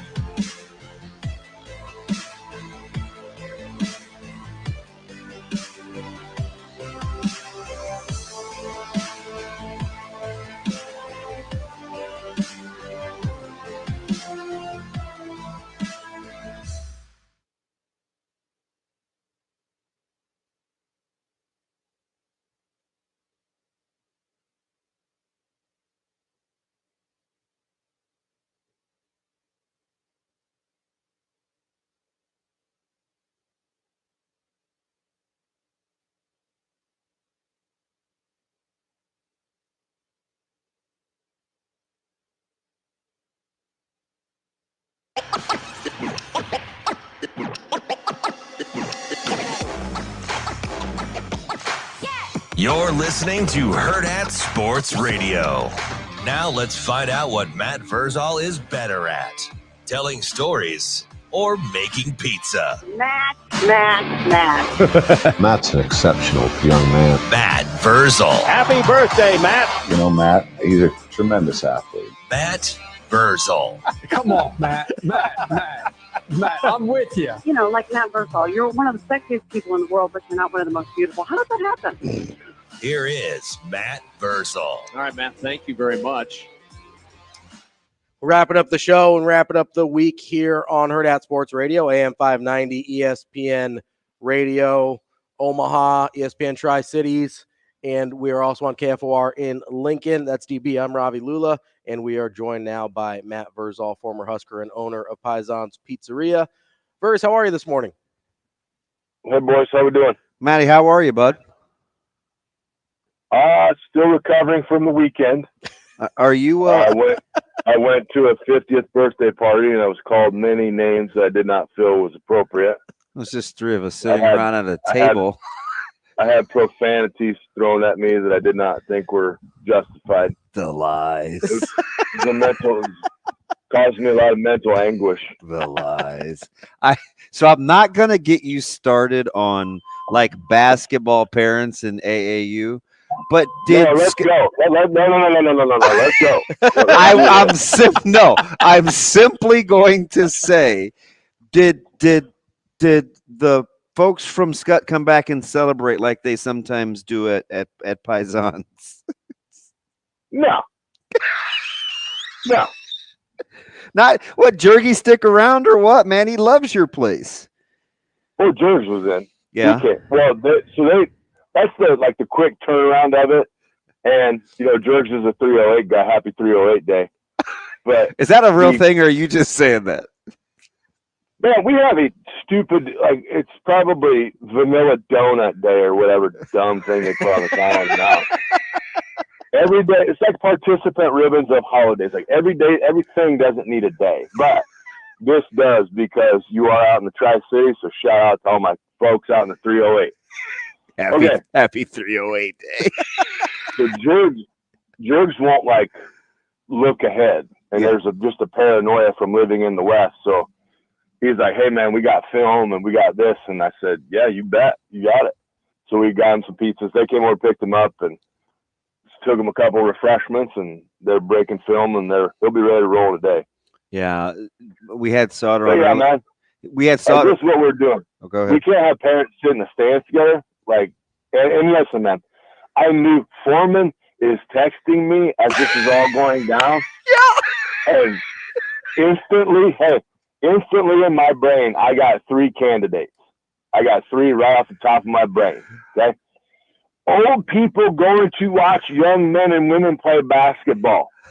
You have zero influence on any outcome of that game. Here we go. Pull your heads out of your asses and be an adult, because none of this centers around you, you pathetic human being. Are we really doing this? Two grown men, and no word of a lie, the guy had the ice bag on his face, kind of happy he got smoked. Okay. Wow. Who do you think you are? Like, what do you think you're going to accomplish in that?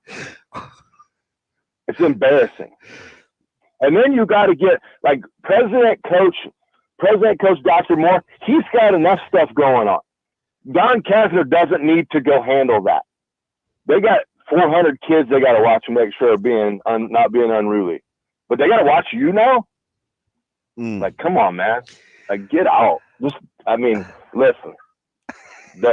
even care. I'll sit. I don't care if you come in ever again. Beat it. I didn't think you would say all that. I just was curious to see if, like, on a humbug, the folks would still show up. That's all. No, they didn't. Our basketball crew, like a couple years ago, a couple years back, we had a banger basketball set of families. Like, they're about that life. Like, we're going to go win. We're going to come drink 49 beers. We're going to eat some pizza, have some wings. We're going to go home. It's just some of the crews that come through aren't quite as social. Like, they do their own thing. Now, the Van Dykes, they came in.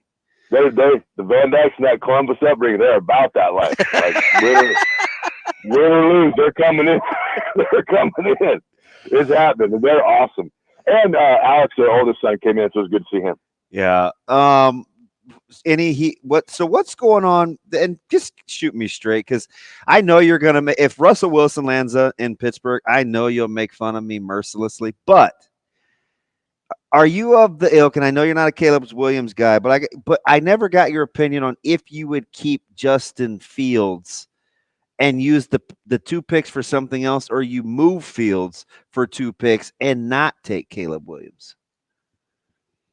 Okay, answer me this question: where do you think Fiske will go? The D tackle from Florida State. Braden Fiske, I like him. I think he's probably. I don't think he's the first round. No, he's probably okay, second. Perfect.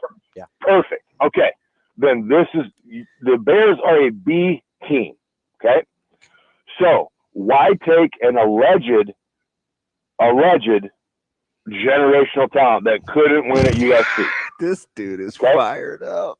Why take that when you can go build parts? Get me out of 1, get me to the 3, and I'm even good at the 4, because give me Marvin Harrison Jr., okay? So now Fields has another weapon, DJ Moore and Fields, okay? I get one of those 2, right? I say I got 2 receivers now. I got tight ends coming out my ass, so I'm good there. Now I can go down, and then my 9th pick, if my tackle, and there are a ton of tackles that are there, are available, I take them. And now I got a tackle. And then I just keep cruising down. And I pick up old Fiske from Florida State. And now I got a freak. Like, I got my own freak on the defensive line. You keep Sweat there, and you become pretty good. Unfortunately, the Central Division, the NFC Central, is getting way good, so that sucks. But I love Dan Campbell. He's awesome. I wish that guy, like, that's football. Like, if you want to know how hard love works, Dan Campbell. Like, that dude is awesome. But now Buffalo is letting their whole team go, so I can go get Mitch Morse, right? And so now I'm good at center. Hey, how about them getting Trubisky back? Like, what? Hey, what are you doing? Way to go, Buffalo. Then we don't have to try to deal with these. They probably would have signed them in Chicago. But then now they don't tag Saquon. Yeah, I got money. Yeah, it's getting ready. I got money. Getting ready to be a nice little run on running backs here. But as far as Russell Wilson, I trust Mike Tomlin a lot, and I do like, and I know people don't like the Miller guy coming from Atlanta to be the OC. I think that's a good move because some guys are just built to call plays. They're not built to be the leader. Mm-hmm. Mike Tomlin is a leader top to bottom, and if Russell Wilson and Team 3 and Mr. Unlimited or wherever he is wants to come in and start acting crazy, if he wants to come in and start acting crazy, Mike Tomlin will be like, no, we don't do that here. You're in Pittsburgh. You give it to Najee, you throw it to number 14 on play action pass, and we're gonna win. And we don't. That's all you're doing. So I don't need your folks. I don't need your crew around my stadium. Beat it. So you're wide open to polls trying to keep Fields, right? You have a B team. If you get an alleged generational talent in there and you're playing around B players, he can't make anybody better, Damon. He didn't make USC better. Did he? The record would Like, tell you no. Generational talents make teams better, correct? I keep hearing that. Theoretically. I mean, think about it. Like Tennessee before Peyton Manning kind of took over, middle of the pack. Yeah? Yeah. Not that great. Although T. Martin somehow was still the quarterback to win the national championship, though. Say what now? I said, although T. Martin was still somehow the quarterback to win the national championship. But you got that wave, right? Yeah. You got that. Yeah. There's a lag in a wave. You get the Nebraska made the 2001 national championship game. Yeah. Right? Yeah, that's a good point. Verz, are there any quarterbacks are there any quarterbacks in this class that you would like maybe Chicago take a flyer on outside the first round? Oh man, no. The one I want is gonna be gone. Who? From South Alabama? Jaden. Oh no, I'd take that kid later. Yeah. But no, I like Jaden Daniels. You like do? You could take him at 3. I do. I like him. No, he's Zoe size. What do you? I thought you wanted a guy that could cut through the wind in Chicago. Like, what are you talking about? So he's done growing. He's not gonna put it. Nobody's ever put weight on. Okay. Peyton Manning got bigger. Okay. That is not of all the guys I thought you'd say that. Why, Matt? I think he's used to. I retweeted something the other day. I think it was from James Light, but it was the beauty of play action. Yeah. And how it makes quarterbacks that are just crazy athletic look awesome in the passing game. Mm-hmm. And you're a run the damn ball guy, so you're like play action, baby. I don't think Daniels. I can make the same argument for Daniels and Caleb Williams without the. That would just be like if Fields wasn't there, I would take Daniels over Williams. You're just out. It just doesn't fit your personality. All the way out on Caleb. He doesn't fit Chicago. I think players have to fit the city. I think you have to fit the city you're going to. Look at Jason Kelce. Yeah. Is there anybody more Philadelphia than Jason Kelce? No. That guy hammers beers, dressed as a mummer at their celebration. No. And just screamed into the microphone for 40 minutes. And Verz, we appreciate it. And if anybody ever wonders, Damon Benning does say the F word because he said it to me. That's a lie. I got a witness. Everybody. Chris is not vouching for you. 100% he will. No, he's not. Verz, we appreciate it. We already talked about it. We appreciate it. We'll talk to you again next week. You guys talked about getting rid of bodies. Who does that? Don't trust that guy. That's all for this week on Hurrdat Sports Radio. We'll see you on Monday.